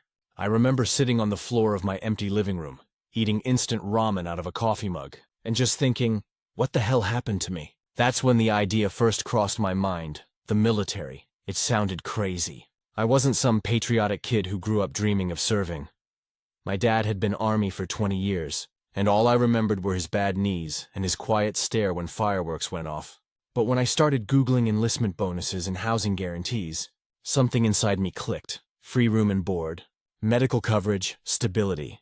For the first time in months, I felt something close to hope. I went to a recruitment office the next morning. The recruiter, Staff Sergeant Miller, was one of those guys who looked like he was carved from marble, confident, fit, that deep, steady voice that made everything sound doable. I told him I was unemployed and struggling. He nodded like he'd heard it 1,000 times. He said, "You're exactly the kind of person who needs structure. You want change? We give you change." He talked about job training, benefits, travel, the GI Bill. It all sounded like a golden ticket. Then he dropped a number. Depending on your MOS, you could be looking at a $20,000 sign-on bonus. I actually laughed. "You're kidding," he smiled. "Nope. You could have that in your account by next month." Next month? The phrase echoed in my head the whole drive home. By next month, my lease would be terminated. My car was 2 missed payments from repossession. I could have 20 grand and a place to sleep. That night, I sat in my car and called my mom. She lives in Florida with her new husband, and we don't talk much. When I told her I was thinking about enlisting, she went silent for a long moment. "Your father would say go for it," she finally said, "but you need to understand what you're giving up." "I don't have much left to give up," I said. She sighed. "You'll make it, honey. You always do." But I didn't feel like I always did. I felt like I was stuck in a hole that kept getting deeper. Over the next few days, I went through the motions, took the pre-screening test, got the paperwork started. The recruiter called every other day, making it sound like I was already halfway there. He told me I could pick my job track. I started looking at logistics and communications. I figured I'd learn something useful, maybe even get a degree later. Then one evening, while I was waiting in line at a food bank, I overheard a conversation between two guys. One was a Marine vet, maybe late 30s, tattooed arms, wearing a faded hoodie. He was telling the other guy not to rush into enlistment just because life was hard. He said, "If you go in broken, it doesn't fix you. It just hides the cracks for a while." Those words stuck in my head for days. The night before my scheduled aptitude exam, I went for a walk. I ended up near the old playground where Rachel and I used to sit when life still made sense. The swings were empty except for a guy around my age sitting alone. "Smoking," he nodded at me and I nodded back. "Rough night?" he asked. "Rough year," I said. We talked for an hour. His name was Kevin, and he'd just gotten out of the army. Said he enlisted at 19 because he didn't know what else to do. "It gave me a bed and a purpose," he said. "But it also took my 20s. You've got to be sure you want to trade one kind of struggle for another." I told him about my situation, about losing my job, the eviction, the recruiter's promises. He smiled sadly. "Recruiters make it sound like salvation. Sometimes it is. Sometimes it's just a different kind of chaos." When I went home that night, I couldn't sleep. I kept thinking about what he said. I wanted to believe the military would fix everything, that discipline and steady paychecks would magically make me someone better. But deep down, I knew that wasn't true. The next morning, I skipped the exam. Instead, I drove 2 hours to Cincinnati, where a friend from high school, Laura, had mentioned needing help at her family's landscaping business. I called her from the parking lot. "Is the offer still open?" I asked. She sounded surprised. "You serious?" "Yeah, we could use another pair of hands. It's not glamorous, but it pays. That was 6 months ago. The job's hard. Early mornings, sore back. Unpredictable weather. But it's mine. I split rent with 2 other guys now, and it's not much. But I'm no longer sleeping in my car every so often. I drive past a recruitment office and think about what could have been. Maybe I'd be at basic training right now, learning to take orders instead of giving up hope. Maybe I'd love it. Or maybe I'd be wondering if I'd made the biggest mistake of my life. But here's what I do know. That night, I chose to call Laura, instead of showing up to that exam. Felt like the first real choice I'd made for myself in a long time. I still struggle. Bills, food, exhaustion. But I wake up every morning knowing I built this tiny bit of stability with my own hands. And that's something no bonus or uniform could have given me. Sometimes, when the sun's coming up and I'm loading mulch into the truck, I think about that recruiter saying, "You need structure." Maybe he was right. I just found mine somewhere else. Update. It's been about 8 months since I wrote that first post, and I've been meaning to come back with an update because a lot has happened. Some good, some complicated, but all of it worth sharing. I'm still in Cincinnati, still working with Laura's landscaping crew, though things have changed quite a bit. For one, we got through the winter, which was rough. Landscaping slows down when it's cold, and for a while I was living paycheck to paycheck again, juggling heating bills and food costs. But this time, it felt different. I wasn't panicking every time my balance dipped. I had learned how to stretch a dollar, how to save, how to adapt. And the biggest difference?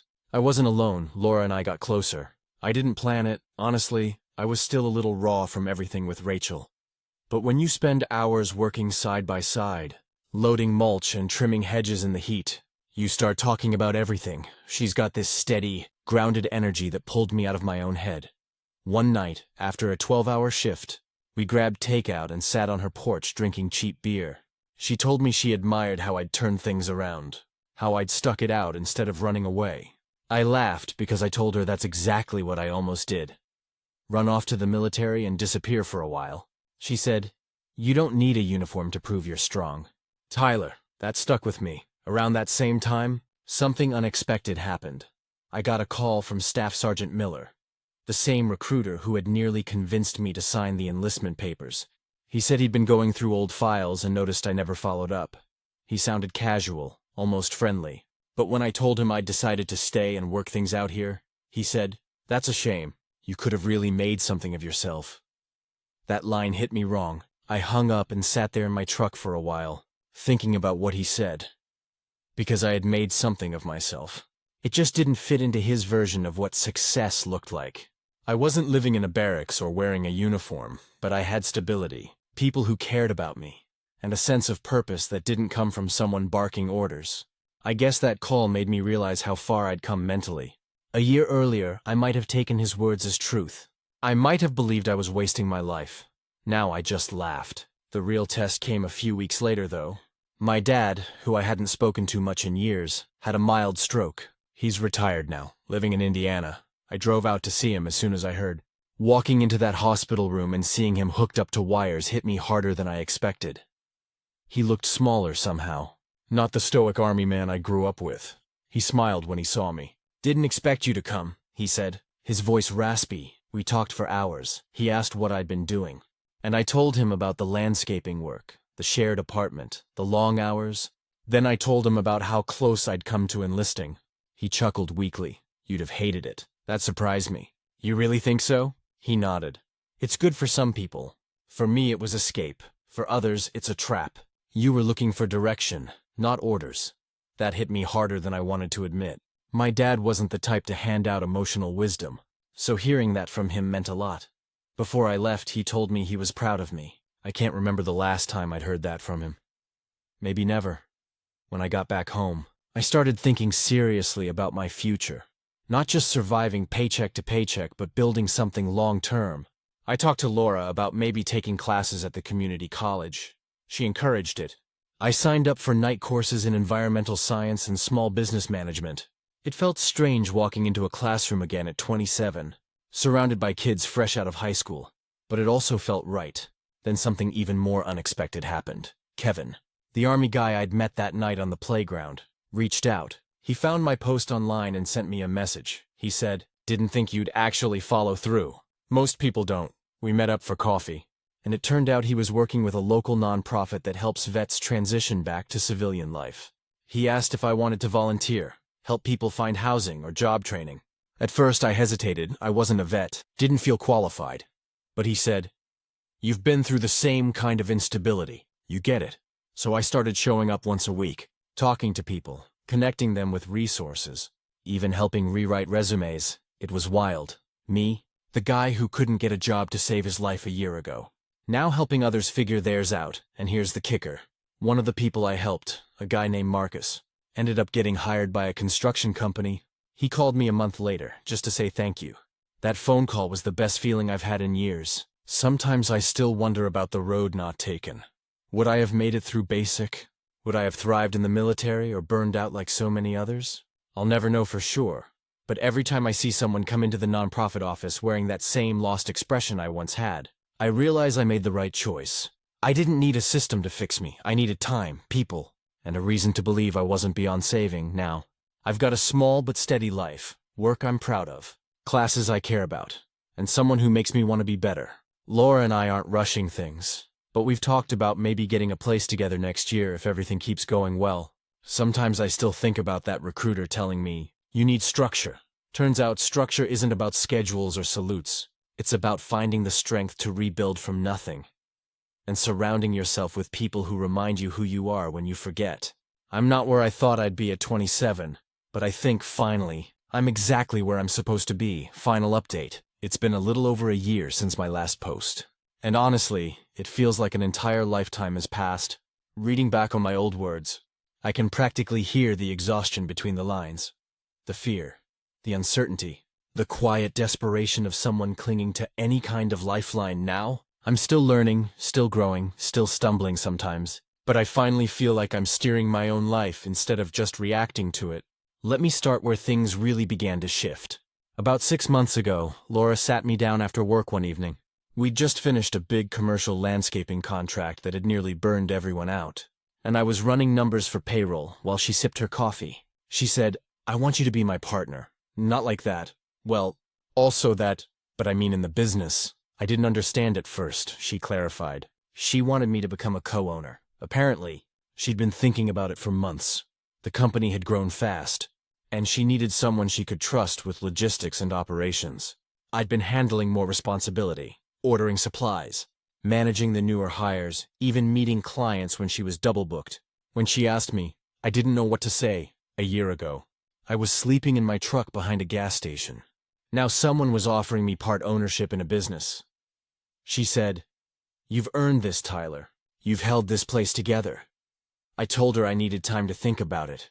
I went home and sat on my tiny couch for what felt like hours, thinking about every decision that got me here. The time I almost joined the military. The nights I went to bed hungry. The mornings I stared at job listings feeling like I was invisible. And now, someone saw me, I said yes. We made it official a few weeks later. I became a 30% partner in Greenline Outdoor Services. It felt surreal signing that paperwork. I called my dad afterward, and he cried. I'd only heard him cry once before when my mom died.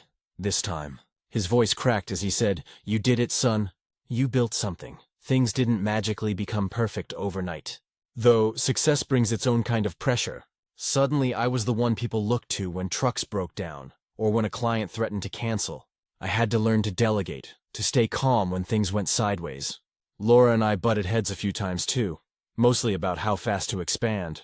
She's more cautious, I get excited about opportunities, but somehow, we balance each other out. We also moved in together. It wasn't a grand romantic gesture, it just sort of happened. Her lease was up, my apartment was tiny, and one night we just didn't feel like going back to separate places. Living together has been grounding. She's patient, organized, and unflinchingly honest. The kind of person who won't let me spiral when I start overthinking everything. I didn't realize how much peace I was missing until I started having quiet mornings with her. Coffee, a quick breakfast, and a drive to the job site while the sun rises. Then came the part that nearly threw me off balance again. Kevin, the guy from the nonprofit, reached out with a proposition. He'd been promoted to regional coordinator and was starting a new program connecting veterans with trade apprenticeships. He wanted me to help run it full-time. It was a salaried position, more money than I'd ever made. And it came with benefits and travel opportunities. It was everything I thought I'd wanted a few years ago. But accepting meant leaving the business, at least temporarily. Laura told me she'd support me no matter what. But I could see it in her eyes. She didn't want me to go. I spent a few sleepless nights thinking about it. The old part of me, the one that always ran from uncertainty, wanted to take the job. It felt safer, more structured, more respectable. But the newer part, the one that had learned how to build something from the ground up, hesitated. So I drove out to see my dad again. He's doing much better now. Moved into a small house near a lake. Started painting again, something he used to love but gave up for decades. I told him about the offer. He smiled and said, "You don't owe anyone a version of success that doesn't feel right to you." Then he added, "You've spent your whole life trying to prove yourself. Tyler, maybe it's time you just be yourself." That night, I sat on his porch, listening to the crickets, and realized he was right. I called Kevin the next morning and thanked him, but told him I couldn't take the job. I offered to consult occasionally or help with training sessions instead. He understood. He actually laughed and said, "Didn't think you'd ever learn to say no. Guess you finally did." I hung up and felt a peace I hadn't felt in years. So here's where things stand now. I co-own a growing business. I work long, messy, fulfilling days. I'm still taking night classes when I can, chipping away at that environmental science degree. Laura and I are talking about expanding the company into sustainable design next year. My dad's planning to visit for the holidays, and for the first time in a long time, I'm actually looking forward to it. Sometimes I still catch myself thinking about those early days, the hunger, the cold, the hopelessness, but instead of shame, I feel gratitude now. Those moments shaped me. They taught me that success doesn't come from escaping your problems. It comes from facing them long enough to understand who you are on the other side. I think back to that night I sat in my truck, debating if joining the military was my only way out. I remember thinking I had nothing to offer. Now I know better. I had grit. I had potential. I just needed someone to believe in me long enough for me to believe in myself. I don't know what comes next. Maybe expansion, maybe marriage, maybe something completely unexpected. But for once, the unknown doesn't scare me. Because I'm not lost anymore. Stories number 9. My wife and everyone else thinks I got laid off. But I actually quit to become a Twitch streamer. I never thought I'd be the kind of guy to lie about something like this. I've always seen myself as honest, responsible, dependable. The kind of person who does what he says and keeps his word. But the truth is, for the past 3 months, my entire life has been one long, stupid lie. It started back in July. I was working as an account manager at a logistics company in Cleveland. Not my dream job, but it paid well enough and had good benefits. I'd been there for almost 5 years, working long hours, doing client calls, spreadsheets, the usual corporate grind. Every day felt the same. And I started waking up dreading the idea of spending the next 30 years doing it. The only thing that made me happy during that time was gaming. I'd stream occasionally, mostly as a hobby, late at night after work. I'd fire up Twitch and play Apex Legends, sometimes Call of Duty, and chat with the handful of people who watched. I never made much, maybe a couple $100 a month at most, but I loved it. It was the one time I felt like I was actually myself. Around late June, I got called into my manager's office. He told me they were restructuring, cutting some positions, and hinted that my department might be affected. That night, I told my wife, Tara, and she immediately went into problem-solving mode. "We'll figure it out," she said. "If you get laid off, we'll manage until you find something else." She was calm, reassuring, completely supportive. But instead of feeling relieved, I felt something shift. Like a door cracked open a week later. After another 12-hour day of meetings that didn't matter, I snapped. My boss asked me to rework a report I'd already submitted 3 times, and I just couldn't do it. I wrote my resignation letter that afternoon. I didn't even tell Tara, I just left. I told my boss I appreciated the opportunity, shook his hand, walked out to my car, and sat there for 10 minutes with my heart pounding. I felt free and terrified all at once. That night, when Tara came home, I told her I'd been laid off. I don't know why I said it. It just came out. Maybe I didn't want her to think I'd thrown away a steady income on a dream that might not work out. Maybe I didn't want to see that look of disappointment. Whatever the reason, I lied. She hugged me and said, "It's okay. You'll find something else." I nodded and said, "Yeah." Except I had no intention of finding something else. I told myself I'd give streaming 3 months. 3 solid months of treating it like a full-time job. If it didn't work out, I'd go back to corporate life. I even had some savings to cover the bills until then. At first it felt amazing. I set up a proper schedule, invested in a better mic and camera, started streaming 6 to 8 hours a day. I poured myself into it completely, and weirdly enough it started to pay off. My follower count jumped, people started subscribing, and by the end of the first month, I'd made almost as much as I used to in 2 weeks at my old job. Not great, but not terrible either.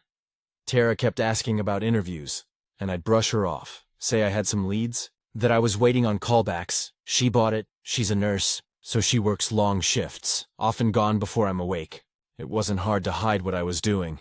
The hardest part was pretending during the day. I'd sit in front of my computer, headset on, trying to act like I wasn't living 2 lives. I'd stream all day, then close everything before she came home. Once, she got off early and walked in while I was still live. I told her I was doing a mock interview over Zoom.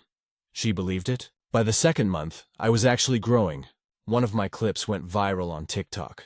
A ridiculous moment where I got 3 headshots in a row and screamed like an idiot. Suddenly I was getting hundreds of new followers. People were donating, subscribing, cheering me on. It felt like validation. Like maybe I hadn't made the dumbest decision of my life. But the guilt never really went away. Every night, Tara would sit next to me on the couch and talk about job listings she'd found, or ask how I was feeling about things. I'd lie right to her face and she'd smile, telling me she was proud of how I was handling it. Then last week, everything started to unravel. We were at dinner with her sister, Megan, and her husband, Dan. They started talking about work, and Megan asked me how my job search was going. Before I could say anything, Dan said, "Man, you're lucky. I saw you streaming the other night. Looked like you were killing it." Time stopped. Tara froze. Megan looked confused, and I just sat there. My brain scrambling for any excuse, I laughed and said, "Oh, that, yeah. Just something I do for fun while I'm between jobs." But Tara's face said it all. She knew. She didn't say anything during dinner. But when we got home, she exploded. She asked how long I'd been lying. When I told her the truth, that I'd quit, that I wanted to try streaming full-time, she looked at me like she didn't recognize me. She said, "You let me comfort you, pay extra bills, worry about you for months because you wanted to play video games?" I tried explaining that it wasn't just playing games, that I was actually making progress, that I wanted to build something for us. But she couldn't hear it. She said I'd betrayed her trust, and that lying about being laid off was psychotic. She packed a bag that night and went to stay with her sister. Since then, we've barely talked. She sends short messages about bills and the mortgage, but that's it. I've been streaming still. It's the only thing keeping me from losing my mind. But the fun's gone. Every time I go live, I think about how she used to peek into my office and smile when I was on interviews. Now I realize how much she believed in me, and how easily I took advantage of that. Here's the messed up part. My channel's actually taking off. Like, really taking off. Last week I got my first sponsorship offer. It's small, but it's something. I'm averaging hundreds of viewers now. If things keep up, I could actually make a living from it. But none of it feels good. I thought I was chasing freedom. But all I did was build a cage out of lies. I know I need to come clean, to everyone. Not just Tara, but I don't even know if she'll care anymore. I can't tell if I did all this because I was chasing a dream, or because I was too scared to admit that I hated who I'd become. Either way, I've got to live with it now. It's been about a month since that dinner, and everything that's happened since feels like a slow-motion car crash. I've been meaning to write this update, but every time I sit down to do it, I end up staring at a blank screen. Part of me still can't believe how bad I messed things up. After Tara left, the house felt empty in a way I didn't expect. The silence was heavy, like guilt had its own sound. No clattering dishes from her cooking, no tired laughs from her coming home after a long shift. Just me and the mechanical hum of my PC. I told myself I'd use the space to focus, to grow my channel, to make all this worth it. But it turns out success doesn't feel great when you've wrecked the one stable thing in your life. At first, Tara would only text me about bills and the house. She didn't want to talk about us. I tried to respect that, but I couldn't stop myself from reaching out. I sent her a long message explaining everything, why I quit, what I was trying to do, how I thought I was doing it for us. Not realizing how selfish that actually was, she didn't respond for 2 days. When she finally did, it was just, "You didn't do it for us. You did it for you." She wasn't wrong. Meanwhile, the streaming thing kept growing. That viral clip turned into a streak of good luck. Sponsorship emails, collab invites, a mod team that actually helps keep chat in line. I hit partner status last week, which should have been a massive deal. But I didn't even celebrate. I stared at the email for a few minutes, then closed it, and went to bed. It's weird. This thing that used to make me feel alive now just reminds me of what it cost. I can't even enjoy it. Every donation, every congrats, man in chat, it all feels hollow. I know it's my fault. A few nights ago, Tara came by to grab some stuff she'd left. Clothes, a couple of books, a plant from the kitchen. I hadn't seen her since the night she left. She looked tired. We made small talk, awkwardly like strangers. She asked how I was doing, and I told her the truth. Better professionally, worse personally. She gave a tiny, humorless laugh and said, "That's usually how it goes when you lie to everyone you love." I deserved it. Before she left, I asked her if there was any chance we could work things out. She said she didn't know. She said she needed time and space to figure out if she could trust me again. And she didn't want promises about how things would get better. She wanted actions. Then she left without looking back. That night, I sat at my desk and stared at my stream overlay, the one I'd spent weeks perfecting, and realized I didn't even recognize myself anymore. I'd become this version of me that only exists online, and I'd burned my real life to keep it running. I finally told my parents the truth, too. They thought I'd been laid off just like Tara did. I called them last weekend, bracing for it. "And it went exactly how you'd expect," my dad said. "You quit a stable job to play video games?" And my mom said she didn't even know who I was anymore. I didn't argue. There wasn't anything to defend. Funny enough, though, my younger brother Matt told me later he actually thought it was kind of badass. But in the same breath said, "Dude, you really should have told her." Which, yeah, no kidding. The weirdest part about all of this is that, by every external metric, I'm doing well. I'm pulling in real income now. Not huge money, but enough to live comfortably. I even got invited to a local gaming convention to do a panel about turning your passion into your career. The irony of that nearly made me choke.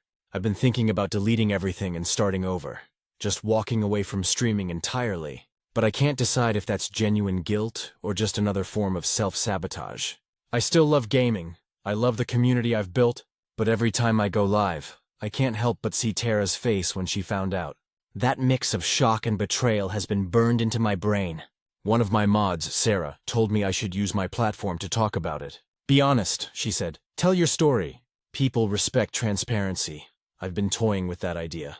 Maybe doing a stream where I tell everyone what really happened.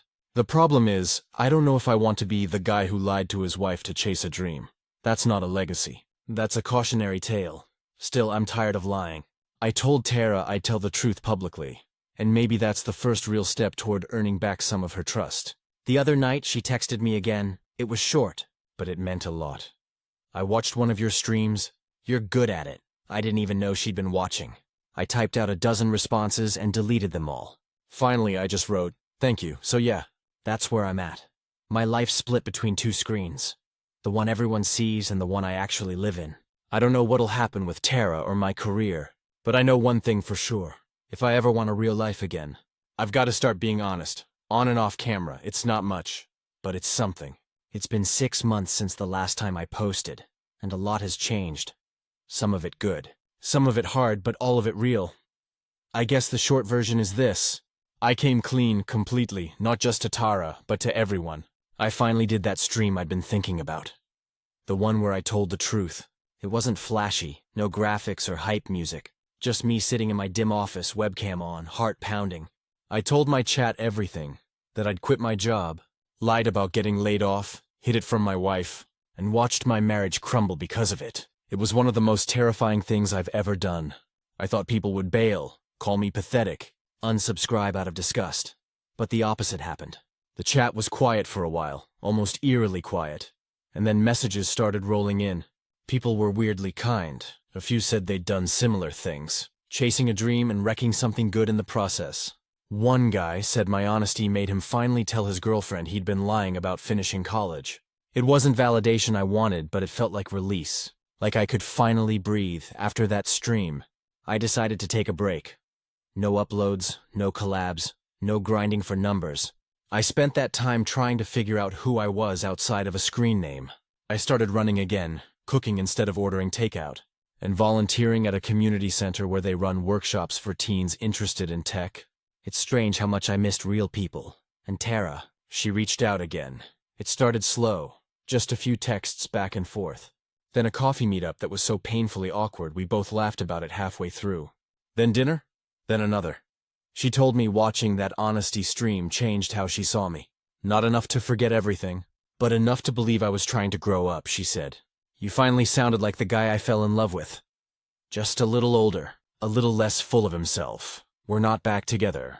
Not officially, she's still living in her own place. And honestly, I think that's healthy. But we talk every day. Sometimes she stops by with groceries. Or I help her fix something around her apartment. It's like we're learning how to be in each other's orbit again without breaking the gravity this time. As for streaming, I still do it, but differently. No fake hype. No endless grind hours that leave me drained. I cut back to 3 nights a week, added a real talk segment where I just chat with people about life, mistakes, burnout, all that. My viewership actually dropped a bit, but the community feels tighter, more genuine. The people who stuck around are the ones who really get it. Financially, I'm doing fine. Between sponsorships and freelance editing gigs, I can cover rent and bills without panicking. It's not glamorous, but it's honest. And that's something I never thought I'd value as much as I do now. There was one night a few weeks ago that kind of summed it all up.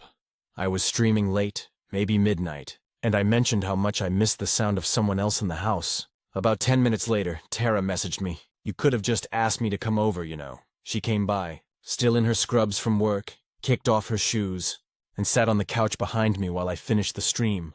It was quiet, peaceful. When I ended the broadcast, I turned around and she said, "You looked happy up there," I told her. "I am, but it's different now. It doesn't feel like I'm pretending," she smiled. And I think that was the first real, genuine moment between us in over a year. I'm still not sure where we'll end up. Maybe we'll rebuild. Maybe we'll just become two people who learned a hard lesson together. Either way, I'm okay with it. Because this time, I'm not hiding behind anything.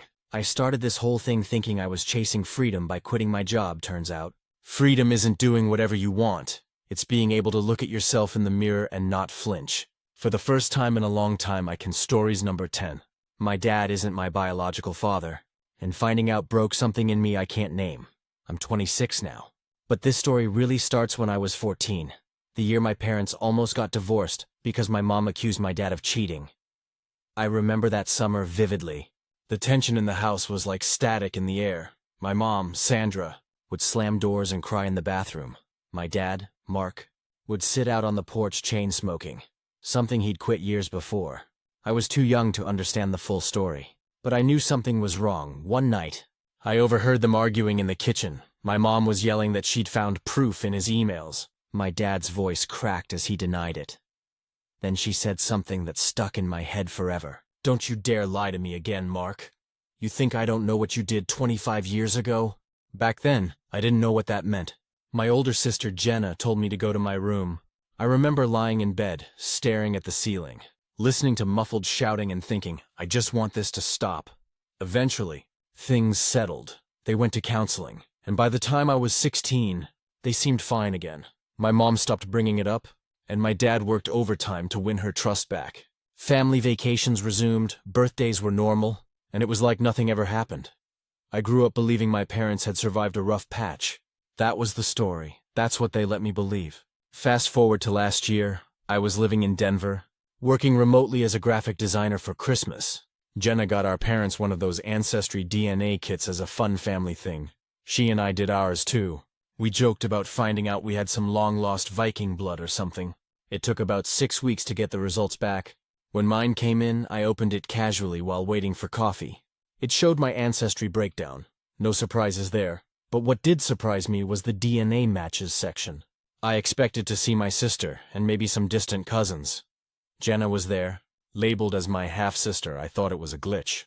I called her immediately and said, "Hey, did your DNA thing say anything weird?" She paused. "Like what?" "It says you're my half-sister." Silence. Then, "Oh my God," she checked hers. It said the same thing. We sat in silence for a long time. Then she whispered, "That means Dad." I finished for her. Dad's not my biological father. At first, I thought there was no way. Maybe a lab mix-up, maybe a weird data issue. But the more I thought about it, the more that old memory of my parents' fight came back, my mom yelling, "You think I don't know what you did 25 years ago?" I couldn't focus for the rest of the day.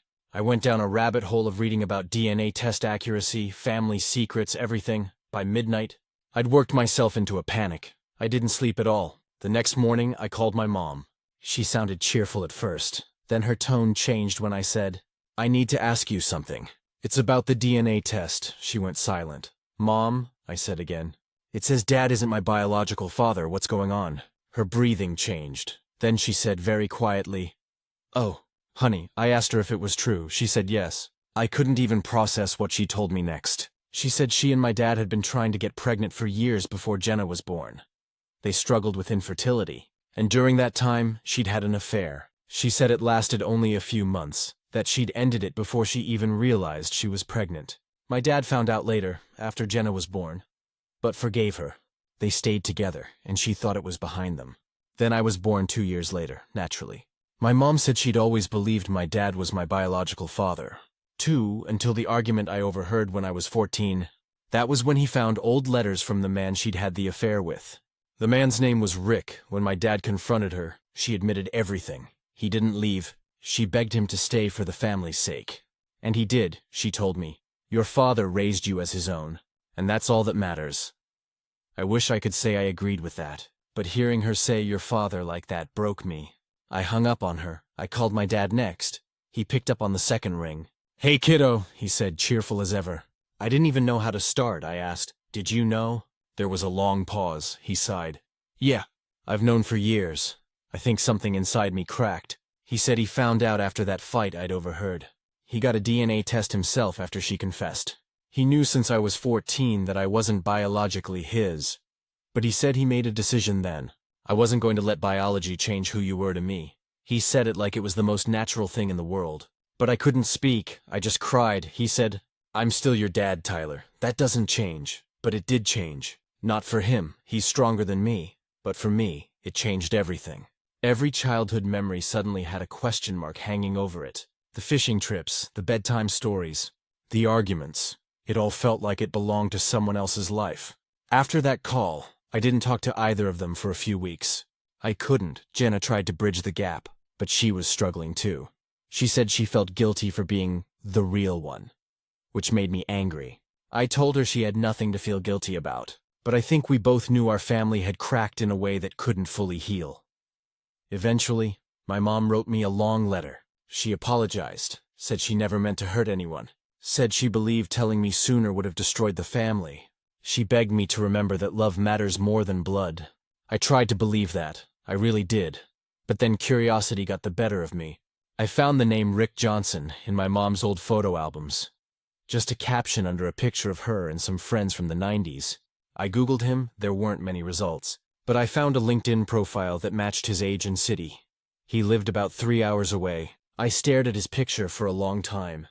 He had my eyes, my jawline, even my weird cowlick in the same spot. I didn't message him. I closed the browser and cried for hours. Over the next few months, I tried to go back to normal life. Work, friends, gym. But I couldn't shake the feeling that I was walking around wearing someone else's skin.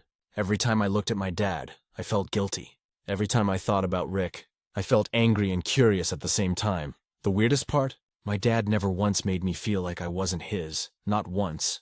When I finally saw him again, I broke down apologizing. He pulled me into a hug and said, "You don't owe me an apology. I chose you. I'll always choose you." That wrecked me. Since then, I've been in therapy, trying to process it all. My therapist said something that stuck with me. DNA gives you origins. Choice gives you family. It's been over a year now since the test. I haven't contacted Rick, and I don't know if I ever will. Maybe one day. But for now, I'm trying to rebuild my sense of self. I'm learning to see my dad not as someone who hid the truth, but as someone who protected me from it until I could handle it. I still don't forgive my mom completely, but I'm working on it. Sometimes I catch my reflection and still wonder whose face I'm wearing. But then I hear my dad's laugh in mine, or I catch myself saying one of his dumb jokes. And I think, yeah, he's my dad. No test can undo that update. It's been about a year since I found out that Mark isn't my biological father. And honestly, I didn't expect life to feel this complicated. When I first learned the truth, I thought things would either shatter completely or snap back to normal once I accepted it. But it's somewhere in between, a strange limbo of gratitude, confusion, and lingering curiosity. After the initial shock, I started spending more time with Mark, not out of obligation, but because I realized how much he had actually chosen me. It wasn't blood, it was years of showing up. He still makes terrible dad jokes, still gets frustrated when I leave dishes in the sink, still offers advice I pretend to ignore. I know now that the bond we built over 26 years isn't a lie. It's real. Jenna has been a big support through all this. At first, she felt awkward and guilty about being the biological child, like she somehow had some secret that gave her an advantage. I had to remind her that she didn't do anything wrong, and in a weird way, our shared experience of discovering the truth has made us closer. We joke more now, and she's the one who calls me out when I start obsessing over Rick's existence. Speaking of Rick, that's the hardest part. Some days, I can't stop thinking about him. I imagine what he's like, what kind of life he's had, if he even knows I exist. I almost emailed him once, but stopped halfway through. I don't know what I'd even say. "Hi, I look like your child? Want to meet?" That feels strange and almost impossible. And part of me doesn't even want to meet him. Because what if it ruins the only stable father-son dynamic I've ever known? Mom has been trying to reconnect too. She writes long emails sometimes, apologizing again, explaining her choices, asking me to forgive her. I'm not fully there yet. I'm trying though. I still love her, but the anger doesn't go away overnight. I've been learning to separate her actions from who she is today, to understand her humanity while still holding boundaries. The weirdest effect has been on my identity. I catch myself staring in the mirror thinking, whose face is this? I look at my hands, my hair, my jawline, and it's like I can't decide if I belong to Mark, Rick, or some impossible combination. Therapy helps, but it's slow work, my therapist told me. You get to define yourself, Tyler. DNA doesn't dictate your worth or your story. I repeat it like a mantra some days.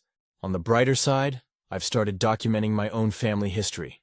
Not the bloodline, but the experiences, stories about Mark and his weird hobbies, Sandra's stubbornness, Jenna's teenage chaos. I even include myself, thinking maybe one day I'll have kids, and they'll want to know where they came from, even if the story isn't purely biological. I've also noticed that Mark hasn't changed. He still brags about teaching me how to ride a bike, making me breakfast on Saturdays, helping with school projects, even when he's sarcastic or grumpy. I see the intentionality behind it. He chose to be my dad, and that choice has anchored me more than any genetic link ever could. Jenna joked the other day. If Rick actually came along, he'd never replace Dad, he'd just be this extra mystery guy, and she's right. Even if I meet Rick someday, he won't replace Mark. He could never. Mark has been my father in every way that counts. Still, there's a strange tension. I wonder if I'll ever truly separate the idea of biological lineage from family. Maybe that's part of growing up. Realizing family isn't always what you think it is. Right now, I'm learning to live in the gray area. To love the dad who raised me, navigate my relationship with my mom, support Jenna, and slowly come to terms with the shadow of Rick in my story. Some days it's frustrating, some days it's liberating, some days it's both, but at least I'm starting to feel like I can breathe again. Like my identity is mine, not something dictated by a DNA test, and that, I think, is progress update. It's been almost 2 years since I first discovered the truth about Mark not being my biological dad, and I think I'm finally starting to understand what that really means for me. Life has settled into a strange, uneven rhythm. Like a song that's a little offbeat but still beautiful in its own way. After the first year, I realized I needed to stop letting the mystery of Rick consume me. I had been obsessing over what-ifs. What if he's a good guy? What if he wants to meet me? What if I don't like him at all, but none of it was helping? So I made a choice. I wasn't going to reach out yet. I gave myself a rule. No contact until I was genuinely ready, not driven by curiosity or anger. Meanwhile, my relationship with Mark has deepened, weirdly enough. The DNA test actually strengthened our bond. When I first learned the truth, I felt like I was losing him, but now I see it differently. He's been there for me through every scraped knee, every heartbreak, every triumph. He's my dad because he chose to be. There's intentionality in that blood can't replicate. Mom has tried to reconnect more consistently. She came over last Thanksgiving with a pie and an awkward grin, asking if I wanted to talk. We spent hours in the kitchen, cooking together, talking about old family stories that had nothing to do with Rick or the past affair. It was nice, tentative, but nice. I'm learning that forgiveness isn't one big moment. It's a series of little decisions. Jenna continues to be my rock. She's more mature now, settled into a career she loves and still keeps me grounded. We've joked that now our family tree has an extra branch that we may never climb, and we laugh at the absurdity of it. Having someone who gets the weird mix of anger, curiosity, and gratitude has been invaluable. The hardest part has been figuring out my own identity. There are moments I still stare in the mirror thinking, who am I really? Sometimes it's just reflection. Other times, it's the lingering question of what Rick contributed to me, genetically. I catch glimpses of features I know aren't Mark's. My hands, my jaw, the way my hair curls, and it's unsettling. But then I remember the countless ways Mark shaped who I am. The love, the discipline, the support. DNA didn't teach me how to ride a bike. Didn't sit through high school parent-teacher conferences. Didn't stay up all night when I had the flu. Those things matter far more. A few months ago, I finally took a small step toward confronting Rick's existence. Not by reaching out, but by researching more about him in a careful, controlled way. I found social media posts, work updates, a few old photos my mom had archived, and I realized something profound. I don't know him, and I may never, and that's okay. The curiosity is there, sure, but it doesn't define me. What defines me is the family who did raise me. Work has been an anchor. I'm more focused, productive, and even started mentoring a younger coworker who reminds me a bit of my teenage self. Confused, frustrated, and searching for identity. It's rewarding to guide someone who might be asking the same questions I was. Where do I belong? Who am I? And the most unexpected part, I've begun writing, not professionally, but personal essays, journals, even drafts of stories based on our family's complicated history. It's like therapy. But it also feels like creating a narrative where I get to place myself at the center, not as a victim of circumstance, but as someone actively shaping their story. There are still rough days.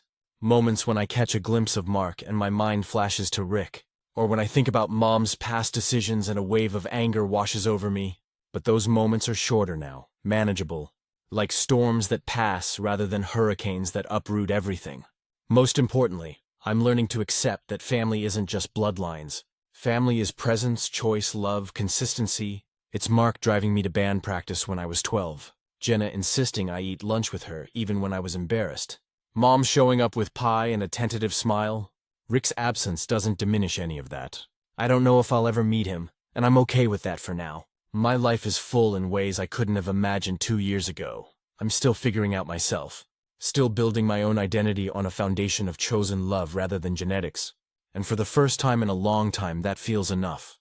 Life is messy, complicated, confusing, but it's mine. And finally, I feel like I'm ready to live it fully. Final update: it's been nearly 3 years since I first got that DNA test. And looking back, I can barely recognize the person I was then. The anxious, confused kid lying awake in a dark bedroom, obsessed with the question of who I really was.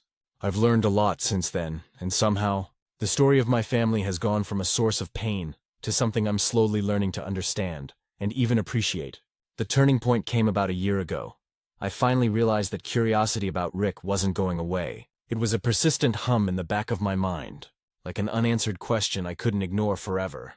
But this time, I approached it differently, carefully, deliberately, and with a clear boundary. I wasn't going to let my curiosity control me or threaten the family I already had. I reached out to a counselor for guidance on how to approach this kind of situation. She told me something that stuck. Meeting Rick isn't about replacing your dad. It's about understanding your past and integrating it into the life you're living now. That phrasing reframed everything for me. I realized I didn't have to choose between Mark and Rick, or even between blood and choice. I could honor both in different ways, so I wrote a carefully worded email to Rick. I didn't expect a response, and for a few days, I didn't get one. Then, one evening, a reply came. It was short and cautious. "Tyler, I don't even know what to say. I had no idea until your mother contacted me years ago. I'm willing to meet, but only if you want to. I understand if you don't." Rick, my hands shook when I read it. The decision wasn't easy. Meeting him could feel like betrayal to Mark, or it could answer questions I hadn't even dared to ask. I spent days weighing it. I talked to Mark first, nervously. "I've been wondering when this day would come," he said quietly. "I trust you to make the decision that's right for you." That's all he said. No anger, no judgment, just trust. It stunned me. I decided to meet Rick. We agreed on a neutral location, a small coffee shop about an hour away.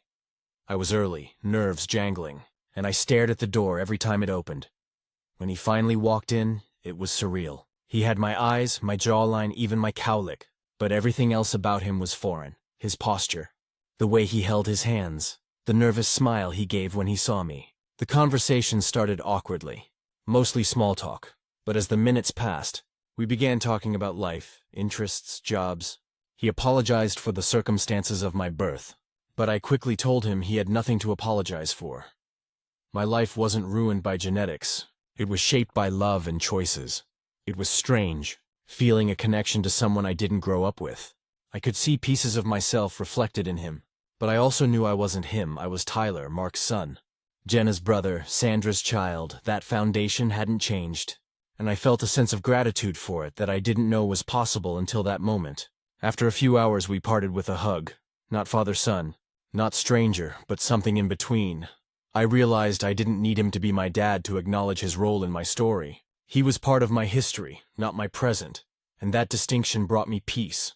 I came home that night to Mark, who asked how it went. I told him honestly. He smiled and said, "I think you needed to do that. You can't own your story if you're afraid of the chapters." Since then, life has continued with the steady rhythm I've built over the past few years. Mark is still my dad in every meaningful way. Jenna is still my anchor, and Mom has become a source of cautious but genuine understanding. I'm even writing more consistently now, journaling this experience, turning it into essays I hope one day to publish. Not as a confession, but as a reflection on the complexity of family, identity, and love. Meeting Rick didn't change who I am. It didn't diminish my relationship with Mark or Jenna. It simply completed a part of the puzzle I didn't realize was missing, and in doing so, allowed me to fully embrace the life I've built, the family I chose to recognize as mine. Regardless of DNA, some days the past still sneaks up, a fleeting shadow of what might have been. But most days, I can look in the mirror, see pieces of both Mark and Rick in me, and feel whole, not perfect, not untangled, but fully myself. I've realized that family isn't defined by DNA. It's defined by presence, choice, love, and commitment. And that finally is enough. Stories number 11. My life fell apart when the girl I raised as my daughter wanted me to be her dad again. I never thought I'd end up writing something like this, but I can't stop thinking about what happened. And maybe putting it all out there will help me understand what I'm feeling.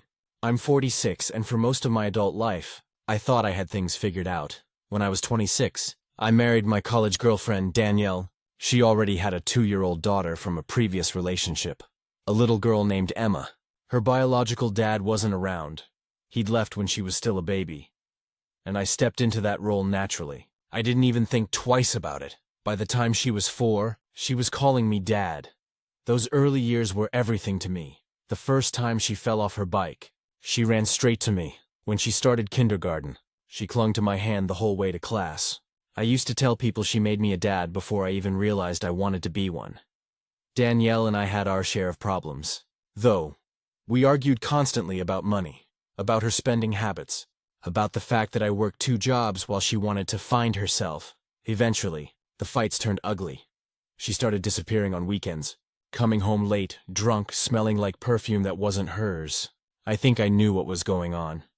But I tried to hold things together for Emma. When Emma was 10, Danielle packed up and left, just left, said she needed to live her life. She moved 2 states away with some guy she met online. I remember standing in the doorway with Emma sobbing into my chest, asking why her mom didn't say goodbye. That night, I decided she wasn't going anywhere. Danielle was gone, but Emma wasn't going to lose me too. I got a lawyer, filed for custody, and after months of back and forth, I got legal guardianship. Danielle didn't even show up to half the hearings.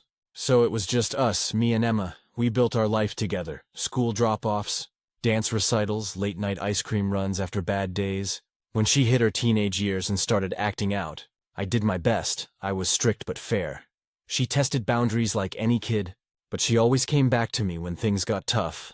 I was there for her first heartbreak, her college applications, everything. When she graduated high school, I cried harder than anyone. She hugged me afterward and said, "You're the best dad in the world." And for the first time in years, I believed it. Then came college. Emma got into a university about 3 hours away. I helped her move into her dorm, gave her some cash for books, and told her to call me whenever she needed anything. For the first few months, she did. We talked almost every day. She'd tell me about her classes, her roommate, a guy she was seeing, but then she started drifting. Calls became texts, texts became nothing. I told myself it was normal. Kids grow up, get busy, but something in my gut felt off. Then one weekend, out of nowhere, she called. She sounded strange, nervous, said she wanted to come home for a few days. I was thrilled. Cleaned the house, bought her favorite snacks, even took a few days off work. When she arrived, though, it was like talking to a stranger. She barely made eye contact. She asked a few weird questions about her mom. If I knew where Danielle was, if we ever talked, if I knew anything about her dad. I told her the truth. I hadn't heard from Danielle in years, and as far as I knew, her biological father never tried to find her. That's when she said, "He did." She pulled out a folded piece of paper from her bag. A letter. Apparently, Danielle had gotten back in touch with Emma a few months earlier, told her that her biological dad had been trying to reach her for years, but didn't know how. He'd remarried, had kids, and lived in Florida. Danielle gave her his contact info. Emma had been talking to him for months without telling me. I didn't even know what to say. I felt like the floor dropped out from under me. She told me she'd gone to visit him over spring break, that he was amazing and so different from how Mom described him. She said his family welcomed her, and that she felt like she finally fit somewhere. Then she said the words that cracked me open. "He's my real dad." I just sat there, staring at her, trying to keep my face from falling apart. She kept going, saying she loved me, but that she wanted to build a relationship with her biological family, that she didn't want to pick sides, but she needed space to figure things out. I told her I understood, that I wanted her to be happy, but inside I felt hollow. After that visit, things changed. She stopped calling again. Months went by. The few times I reached out, she'd respond politely, but distantly. Once I texted her, "Love you, kiddo," and she wrote back, "Love you too, Steve." Steve. That one hurt more than I can describe. A few weeks ago, she called out of the blue, said she was moving to Florida permanently to be closer to her dad and his family. She wanted to talk before she left. We met at a diner halfway between us. She looked older, more confident, and she smiled like everything was fine. I tried to play along, but I finally asked her what she really wanted from me. She said she wanted me in her life, but not as a dad anymore. She said it felt weird to call me that now that she was close with her biological father. That she wanted us to have a friendship instead. I didn't yell. I didn't argue. I just nodded and said, okay. But when I got home, I broke down. For 20 years, I was her dad. I was the one who stayed when her mother left, who taught her to ride a bike, who held her through every bad dream and heartbreak. I gave up so much for her. Time, money, parts of myself I can't get back. And now she wants me to just be some guy she grabs lunch with twice a year. I know she's an adult. I know she has every right to form her own relationships, but I can't pretend it doesn't feel like I've been erased. I haven't answered her last few texts. She keeps saying she wants to keep things positive, but I can't fake it right now. I feel like I lost my daughter twice. Once when her mom left, and again when she walked away on her own. And I don't know if I want to be in her life under these new terms. I don't hate her. I never could. But I also don't know if I can handle being Steve when I spent half my life being dad. Maybe that makes me cold. Maybe I should be grateful she still wants me around at all. But every time I think about calling her, I just see that look on her face when she said, real dad, and it kills me all over again. So yeah, that's where I am. The man who raised a girl who stopped being his daughter. I don't know if walking away makes me cruel or just human. But right now, it feels like the only way I can survive. It's been about 3 months since Emma told me she wanted a friendship instead of a father-daughter relationship. And the days have been long and strange. I don't think anyone really prepares you for this kind of loss. It's not like someone dies or moves away. You're still in the picture, but in a way that feels like you're nothing at all. After that diner, I went back home and just sat in my living room for hours. I kept thinking about the first time she called me dad, about her little hand gripping mine when she was learning to walk. I thought about all the school plays, the scraped knees, the heartbreaks I'd tried to help her through. And suddenly, it was all just memories. She's still alive, still texting, still talking to me occasionally. But it's like I'm a character in her story instead of a parent. The first few weeks were brutal. I tried to keep busy, threw myself into work and some volunteer projects, but it didn't fill the hole. Every time my phone buzzed, I hoped it was her. And every time it wasn't, I felt that sharp pang of emptiness all over again. I even stopped opening the texts she did send. I'd read them, see her trying to keep some connection, and my chest would tighten. I felt guilty for not replying. But I also couldn't face acting like everything was normal. I went through old photo albums one night, just looking at pictures of us through the years. There was one of her at 6, holding a cupcake with frosting all over her face. I remember her laughing as I wiped it off. Another of her at 12, standing nervously on stage for her first piano recital, and me in the front row, cheering the loudest. Every photo was a reminder of what I'd lost, or what had been taken from me. Then there were the messages from friends and family. People would ask, "How's Emma?" I'd force myself to smile and say, "She's doing great." But inside, I felt like I was lying to everyone. My sister Carol finally confronted me. She said, "Steve, you're not coping with this. You can't just pretend everything's fine. You need to figure out how to process it." I nodded, but I wasn't sure I even knew how to do that anymore. The hardest part is seeing her posts on social media. She shares pictures of her life with her biological dad, his new family, trips they take together. I know it's normal. She's excited about her new relationships, but it's like a punch in the gut every time. I feel happy for her. But the sadness comes in waves so strong that I sometimes just sit down and stare at the wall for an hour. I did try to reach out once. I sent a long message, trying to be honest about my feelings, telling her I love her, I always will, and that it's okay if she wants distance. But I hope we can still be in each other's lives. She replied politely, thanking me for the honesty and saying she appreciated everything I'd done, but that she still needed time. I read that message, closed my phone, and cried like a kid. I've been seeing a therapist since then. At first, I thought I was overreacting. How bad can it be? But he helped me realize that the grief I'm feeling is real. I'm mourning a relationship that doesn't exist anymore, and it's okay to feel that. He said, "You loved her, you raised her, and now you're allowed to grieve the fact that it's changing." Saying that out loud made me feel a little less crazy. Some days are better than others. Sometimes we'll text back and forth like we used to, and I can feel that spark of connection.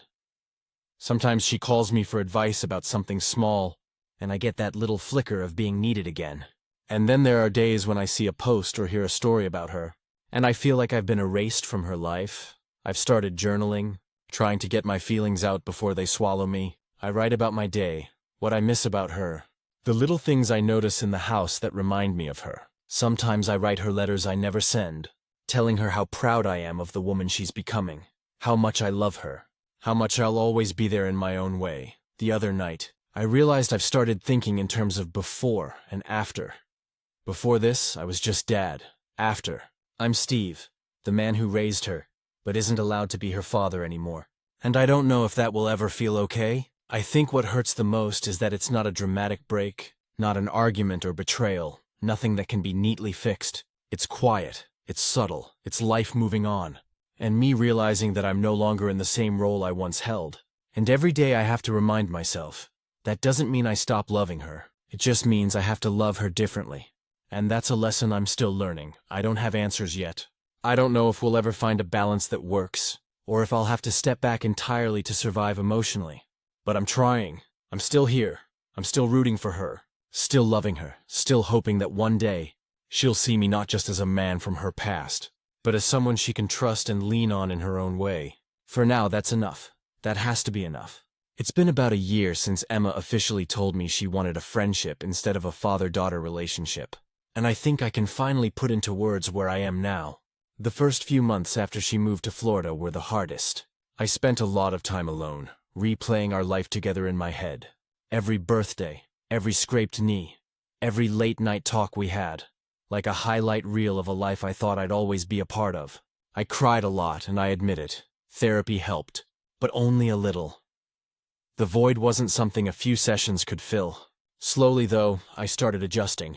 I stopped texting her every day. Instead, I sent one thoughtful message a week. No pressure, no guilt, just love. And she started replying more. Not always immediately, not always emotionally, but she replied. Small things at first. A picture of her dorm room, a funny meme, a short text about a class. I realized then that relationships don't have to be constant to be meaningful. We started doing small visits, a quick weekend trip once or twice a year. Each time we'd pick up where we left off, sharing stories, laughing, arguing like we used to, but always within boundaries she was comfortable with. I learned to let go of expectations. I was no longer Dad in the traditional sense, but I was still part of her life, and that had to be enough. Something unexpected happened too. I started to notice myself. Without the daily stress of parenting her, without the constant responsibility of being her primary caregiver, I could focus on myself again. I picked up hobbies I'd abandoned, like woodworking and cycling. I even started mentoring a few kids at a community center who reminded me of her younger self. It wasn't the same, but it gave me purpose. Emma and I have grown into a kind of relationship that's hard to define. We talk about serious things and silly things. She tells me about her friends, her classes, her struggles with her new life in Florida. I tell her about mine, my new projects, my friends, even my therapy sessions. We don't argue about who's Dad anymore because the title isn't important. What matters is that she still wants me in her life, and I still want to be there for her. The holidays were the first real test. She invited me to spend Thanksgiving with her and her dad. My instinct was to hesitate. Years of feeling replaced still stung, but I went. It was awkward at first, sure. But watching her interact with both of us, seeing her happy, confident, and loved, I realized something important. Being part of her life doesn't have to mean being her only parent. I can support her, love her, and still exist outside of that role. I'll admit, there are still moments that hurt. Her using her biological dad's last name in casual conversation. The way she talks about him with affection. It hits me in the chest every time. But those moments no longer define me. I've stopped measuring my worth by the title Dad. My worth comes from the love I give, the guidance I provide, and the relationship we've carved out together. A few months ago, Emma sent me a message that made me cry in a good way. She said, "Steve, I don't know what I'd have done without you. You made me the person I am today." I didn't respond immediately because my chest was tight. My throat caught. When I finally typed, I just said, "I'm proud of you." Always. It wasn't enough, but it was honest. I think the biggest lesson I've learned is that love doesn't have to be conventional to be real. Being a father isn't always about being the main caregiver, the authority, the one she calls at 3 in the morning when she's scared. Sometimes it's about knowing when to step back, when to let her explore her own family, her own life, and trusting that she still carries the love you gave her. Even if it looks different now, I don't know what the future holds, Maybe one day she'll redefine her relationship with me again. Maybe not, but I'm okay with that uncertainty now. I've learned to treasure the moments we have, the laughter, the shared stories, the simple I love yous that no longer carry expectation. And I finally feel like I can breathe, not because I stopped caring, but because I stopped trying to control how our relationship should look. I'm still her dad in the ways that matter. Quiet, enduring, unwavering. And for the first time in a long time, that's enough. We still text every week, we still visit, and when we're together, it feels like home. It's not the life I imagined when I raised her, but it's a life that works. A life full of love, resilience, and understanding. And I finally feel at peace.